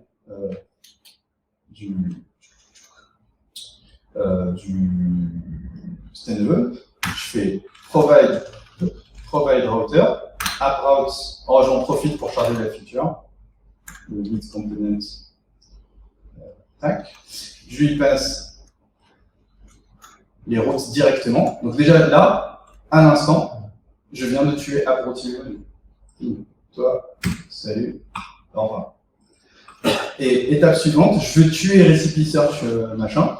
Je vais, au lieu d'importer children, je vais juste directement importer le component qui est recipe search page, je pense, comment je l'appelle, recipe search component, .then recipe search component. Et là, je vais sur la page et j'ai le recipe, j'ai la route qui marche. Et c'est un peu pénible de faire ça, donc ici, je peux faire export default recipe search component, je repars vers le routing et je peux virer le then. Et ça revient à la ligne. Et donc, j'ai un routing beaucoup plus light. Et donc, bye bye, recipe, search, routing. Et vous voyez l'arborescence, là, j'ai tout mis dans une app, hein, je n'ai pas fait de guide, etc. Et vous voyez, c'est assez simple, le DTP, tel component, filter, machin, pas de module, etc., routing qui viennent m'embourber. Et quand tu as plusieurs niveaux, bah, du coup, ta route, elle peut load children et elle load un autre app route, un autre feature route. Et comme voilà. Et comme c'est fonctionnel, je peux lui dire tiens, if, j'injecte ça, et if, je sais pas si on peut injecter là. Bon, voilà, voir. Mais on pourrait faire un if quelque chose, je cherche telle route, parce que je suis en boucle de la DDC. Ce sera un peu sucre. Et dernier truc, vous avez vu le temps de start. J'ai le temps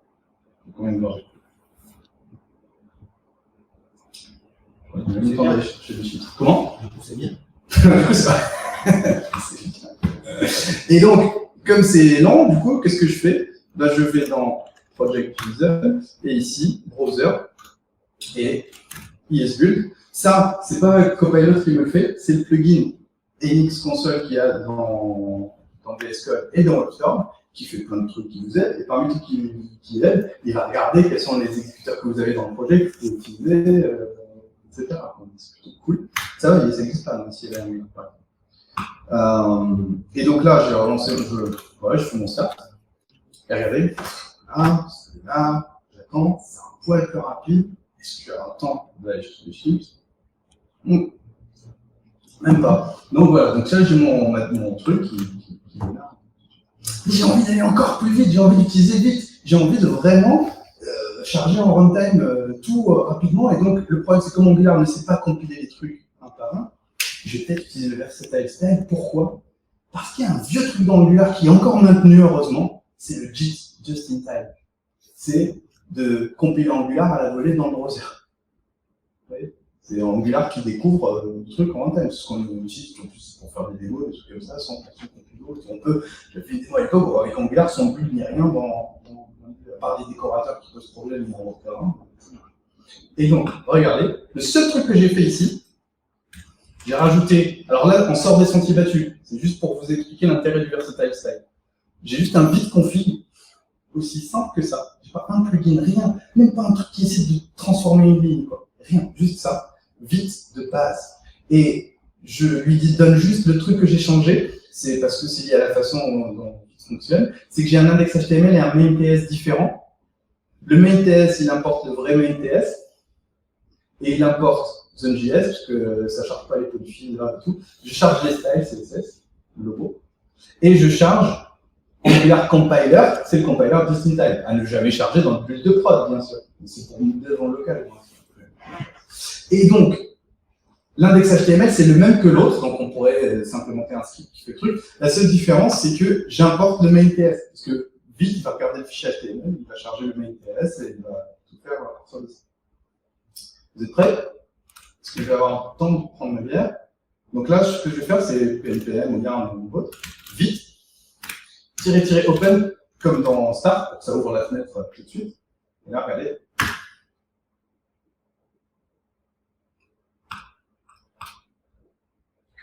OK?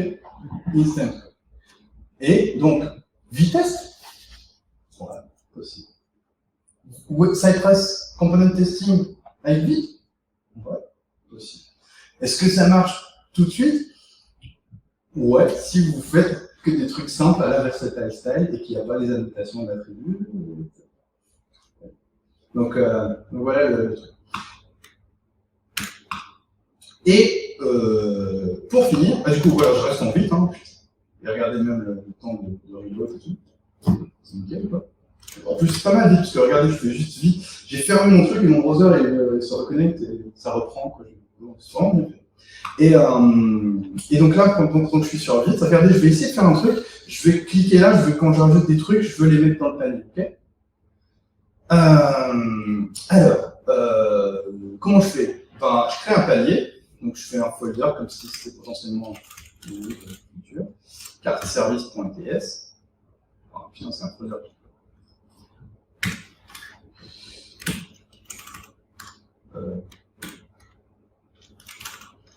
Carte.service.e.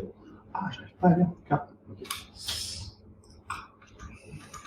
Et là, moi je pars du fichier comme je suis en standalone, etc. Je fais du single file, je fais single file component, bim, j'ai mon composant qui est là, j'ai pas besoin de plus de tout que ça, quoi. Ah non, c'est pas un composant que je voulais, c'était juste un service. Mais c'était un composant, voilà, c'est ça. Et un service, je sais pas si j'ai fait un GS, et carte. Et ce que je vais faire ici, c'est, je vais rajouter add recipe, à chaque fois qu'il y a une recette à appeler, je la passe ici, et donc, je vais la mettre dans recipe, qui est un signal, il y a un comptable de vide, le type recipe. Puis, arrête.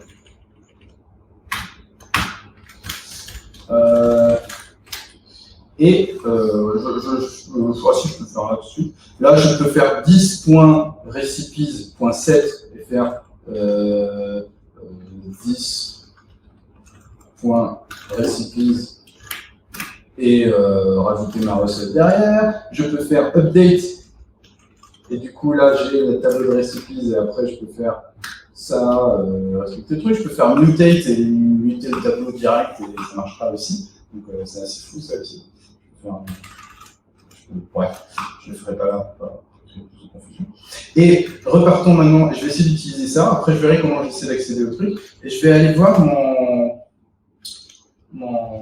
Pardon, et je veux récupérer le count, c'est ça qui m'intéresse. Et du coup, pour récupérer le count, c'est un computed signal à partir de 10.recipes.net. Et voilà, salut, au revoir. Je sais que c'est initialisé dès le départ parce que j'ai mis une initial value. Et donc là, j'ai un truc, j'appelle address IP et n'importe qui utilise mes count sera au courant.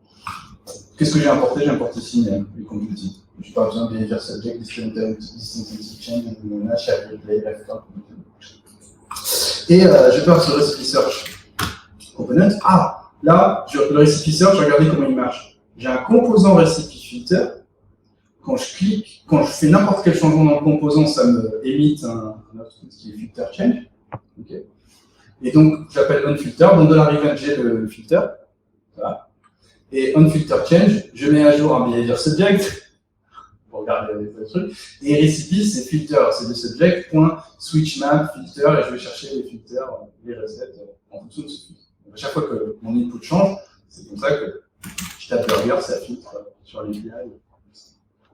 Et donc, comment on fait pour passer en signal? Je remplace filter par un signal de type filter, recipe filter. Ça contient les keywords, c'est tout. Je lui donne une valeur initiale, c'est important la valeur initiale, parce que je vais essayer ce que vous voulez. Et nul et ça, mais je pourrais dire petit peu là. Et maintenant, au lieu de mettre l'info dans l'observable, je peux faire filter.set. Là, pour le moment, les deux cohabitent et je maintiens crado. Et pour utiliser le filtre, du coup, au lieu de faire 10.filter machin, déjà, il y a un truc super sympa. Il y a RxJS interop d'Angular qui permet de faire le bridge entre signaux et observable. Et donc, filter de là, c'est quoi? C'est 10. C'est tout observable. 10.filter. J'appelle pas le filtre, je passe le signal. Et donc, filter maintenant est un observable, c'est plus un behavior subject, je peux pas mettre la valeur dedans, il est le début du truc. Et donc là, ça marche. Cool. Nickel. Et je veux aller un peu plus loin, je veux plus du tout utiliser l'observable. Qu'est-ce que je vais faire? Ce truc-là, je peux le rendre tout signal, parce que ça me sert. Donc, je sors de mon paradigme d'observable, je suis dans mon paradigme de signaux, je passe en observable, je peux me débarrasser de ça, je peux tout faire la même. Je suis dans le paradigme signal, je passe dans le paradigme observable, je fais ma tambouille observable, les signaux ne remplacent pas RxJS. Ils viennent répondre à certains besoins qui sont similaires, la gestion du state management est peut-être plus simple avec des signaux, etc. RxJS est là pour répondre à des histoires de timing, etc. Si vous voulez faire du debounce, retry, machin, milieu, et des logiques liées au temps, il n'y a rien de mieux qu'RxJS. Les signaux ne viennent pas répondre. Et juste dans un contexte de page, non? L'idée. Oui, c'est ça. Du coup, dans un contexte de page, parce que c'est lié purement aux composants Angular qui vont watcher, en quelque sorte, qui vont le traquer. Et là, plus besoin de bypassing, je fais recipes de là et build ça là. Et je suis, pour la petite parenthèse, je suis on touche. Même si là, l'action elle est faite sur le composant, mais je suis en touche. Même si je fais un autre truc qui déclenche le machin, ça marche pas. Parce qu'Angular, il traque ce récipice. Et donc là, j'ai plus d'observable. Et pour éviter ce truc-là, ça c'est un peu long, parce que le problème c'est que là, filtre, je change à chaque fois que le filtre change, etc. En fait, je suis obligé de faire des combine tests, et ainsi de suite. Le petit syntactic sugar que j'ai ajouté là-dessus, c'est qu'il y a une fonctionnalité un peu je dirais plus low level dans le signal, c'est qu'il y a un truc qu'il ne faut pas trop utiliser, même la doc le dit déjà, c'est effect. Vous pouvez faire, dans effect, vous faites console log 10.recipes. C'est une fonction qui sera exécutée à chaque fois que le machin change. Mais pas exactement à chaque fois qu'il change, un peu plus tard, au moment de la change detection en réalité. Donc, il faut se méfier de ça. Ça, c'est des change plus tard.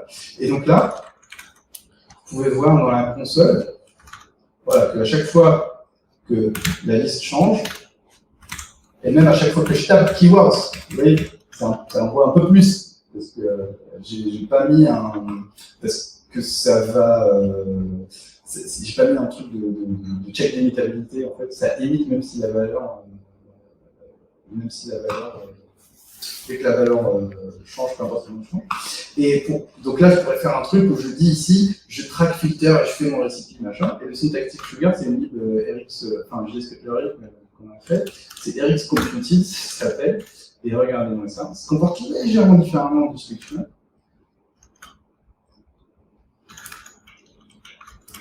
Et 10.filter.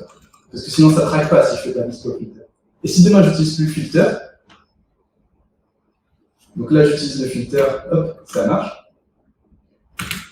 Ça blink parce que ça, au moment où je tape, ça va créer une valeur nulle, enfin, ça va reset le truc, ça va donner une valeur nulle. Et si j'utilise plus le filter, tout simplement, je fais juste search, donc quand ça démarre, je compute mon truc. Bon, c'est juste que ça ne marche plus, mais ça charge initialement. J'ai juste défini, j'ai pas besoin de définir mes dépendances explicitement quand j'utilise. Et là, je vais utiliser le panier. Et bon, vous allez voir, c'est déconcertant de simplicité. Bon, voilà. Add recipe, je choisis cette recette et je l'ajoute là. Et là, ce que je vais faire, c'est que j'injecte les cartes. Ah ouais, super. Hop. Et 10.car.addRecipe. Je vais sur addRecipe, déjà, est-ce que ça marche? Bah oui, ça add, mais bon, on ne voit pas là. Et le count, bah, je vais l'utiliser moi dans ma toolbar.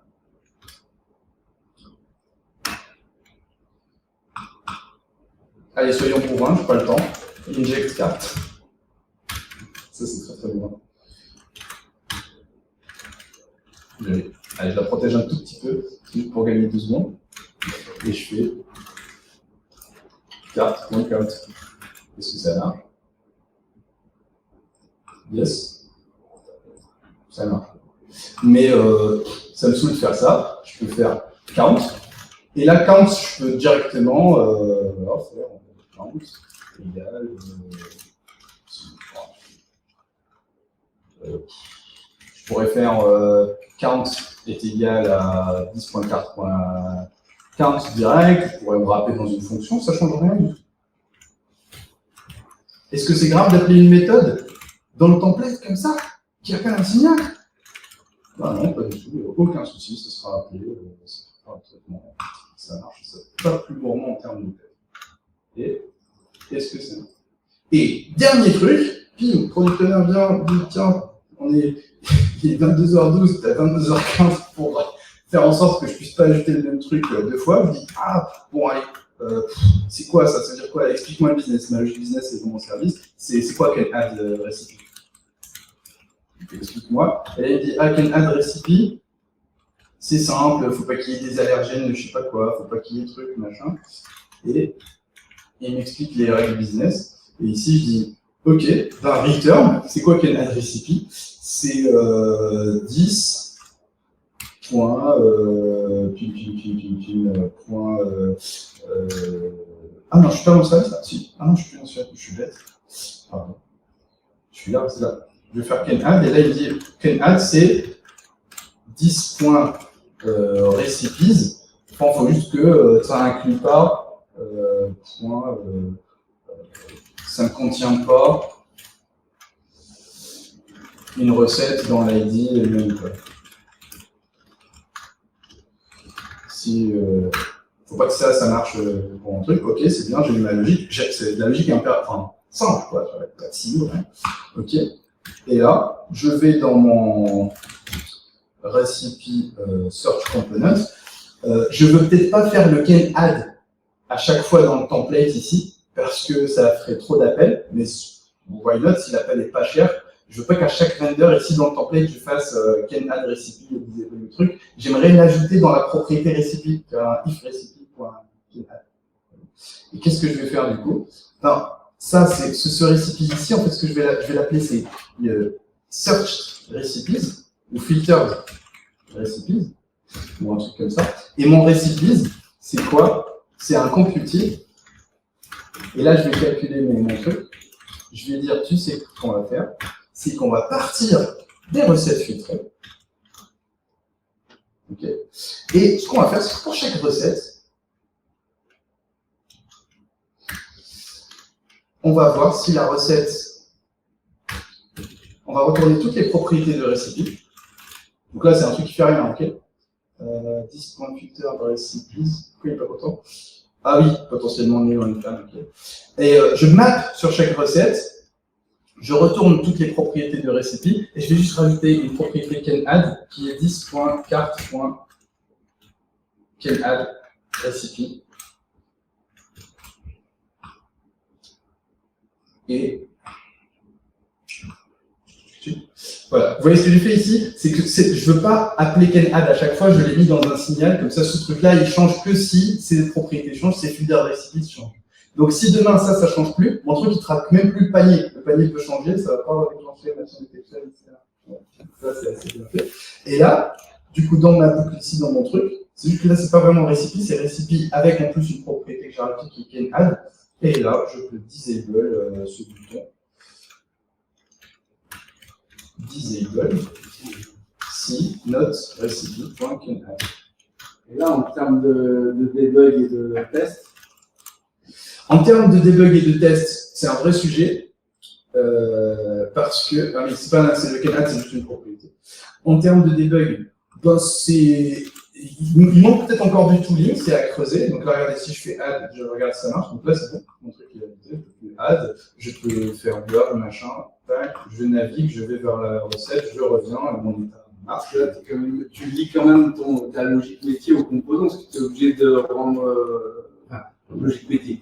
Logique d'affichage, en tous les cas, à ton composant. Ouais, alors, il y a deux trucs. En termes de testing, etc., là, ce que j'ai fait, j'ai mis ces logiques-là ici directement, mais je pourrais mettre ça ailleurs dans des services. L'autre truc aussi qui est assez intéressant, c'est typiquement les fonctions qui sont est-ce que je peux rajouter une recette par rapport à une autre? Là, ça mériterait d'être dans une fonction utile, enfin une fonction core, ou une méthode core, ou un service à qui je dis canAdd et je donne la recipe et ça me donne la recipe. Et ça, c'est pour les cas simples. Moi, je pense que state management, d'ailleurs, peut être géré par un state management quand le state devient complexe. Et donc, voilà, ça, c'est vraiment un gros sujet, c'est comment je découpe ça et jusqu'où je propage les signaux. Et ce que je monte jusque-là, moi, je suis pas super fan que ça monte jusque-là. En termes de debug, de testing, etc., ben, en fait, ce qui est pas mal, c'est qu'à n'importe quel endroit, surtout pour débugger, il y a ce defect qui est pas mal. Donc, je peux traquer pourquoi, je peux traquer 10 points. Filtered recipes ou recipes et je console log ce truc et je peux logger ça. Je peux mettre des breakpoints partout dans n'importe quel computed et ainsi de suite et je peux voir mes recettes. Alors, au début c'était undefined et après ça a mis un truc comme ça. Du coup, ils nous ont providé quelque chose pour pouvoir, parce qu'il faut bien, le signal va bien falloir initialiser dans un test. Alors pour tester justement, donc du coup pour tester, moi je pense qu'il faut rester vraiment en boîte noire, c'est-à-dire que tu travailles sur le composant, ou tu travailles sur un service. Les signaux, tu peux travailler dessus, ils ont des méthodes, ils ont des setter navigateurs, donc tu l'utilises et c'est tout. C'est juste qu'un signal, tu ne peux pas l'utiliser n'importe où parce que, enfin surtout le effect. Par expérience computed, etc. Parce qu'ils vont avoir besoin de l'injection context pour savoir que le composant a été détruit, etc. Mais sinon, le signal, potentiellement, je n'ai pas besoin d'outils particuliers pour tester que le signal marche. Quoi. Je peux créer un signal, je peux englober ça dans une fonction. c'est cool. Je peux être là, ouais, je suis pas dans Angular, hein, j'ai un signal. Ouais.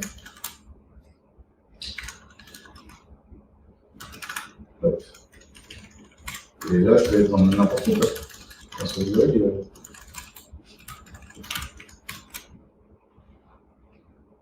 Et là, je l'appelle. Le double de ça, c'est completed, c'est x2. Et quand je log D, j'ai 2 cas. Il faut le voir comme un outil de state à part entière. Donc la logique, comme tu as dit, on la décale ailleurs et finalement on l'appelle à l'intérieur de. Ouais. Okay. Mais voilà. Donc il y a juste l'effect où il faut faire gaffe. Parce que tout ce qui est tout observable, tout machin, si tu veux traquer le truc, ça nécessite un injection context. Et typiquement, si j'essaie de faire effect de. Et j'essaie de console log D. Bim, j'ai une erreur parce que l'effect il a besoin d'un injection context. Il doit être quand même Angular. C'est pour ça que je dis attention au signaux, c'est quand même Angular, ça trimballe Angular, ça vient quand même d'Angular Core. Ouais, c'est pas une même chose. Bon, comme vous n'avez pas pris vos sacs de couchage, on va arrêter là. Et ce que je vous propose, c'est si vous avez des questions, bon, on peut le faire là, dehors, comme ça. Si moi, je cours, putain.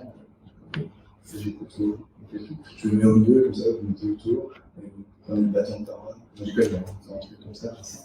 Ok. Désolé, hein, pour je sais pas combien de temps ça a duré, je pense que c'était long. 2 heures presque. 2 heures? Cool, c'est bien. Je pensais que j'allais déborder de 15 minutes, je pensais qu'il y avait 45 minutes. Mais bon, j'ai pas du tout. Enfin, j'aurais dû travailler un peu plus.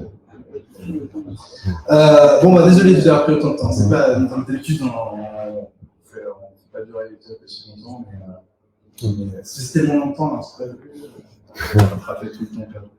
Bah merci, Merci à toi, pour votre patience. Hein, c'est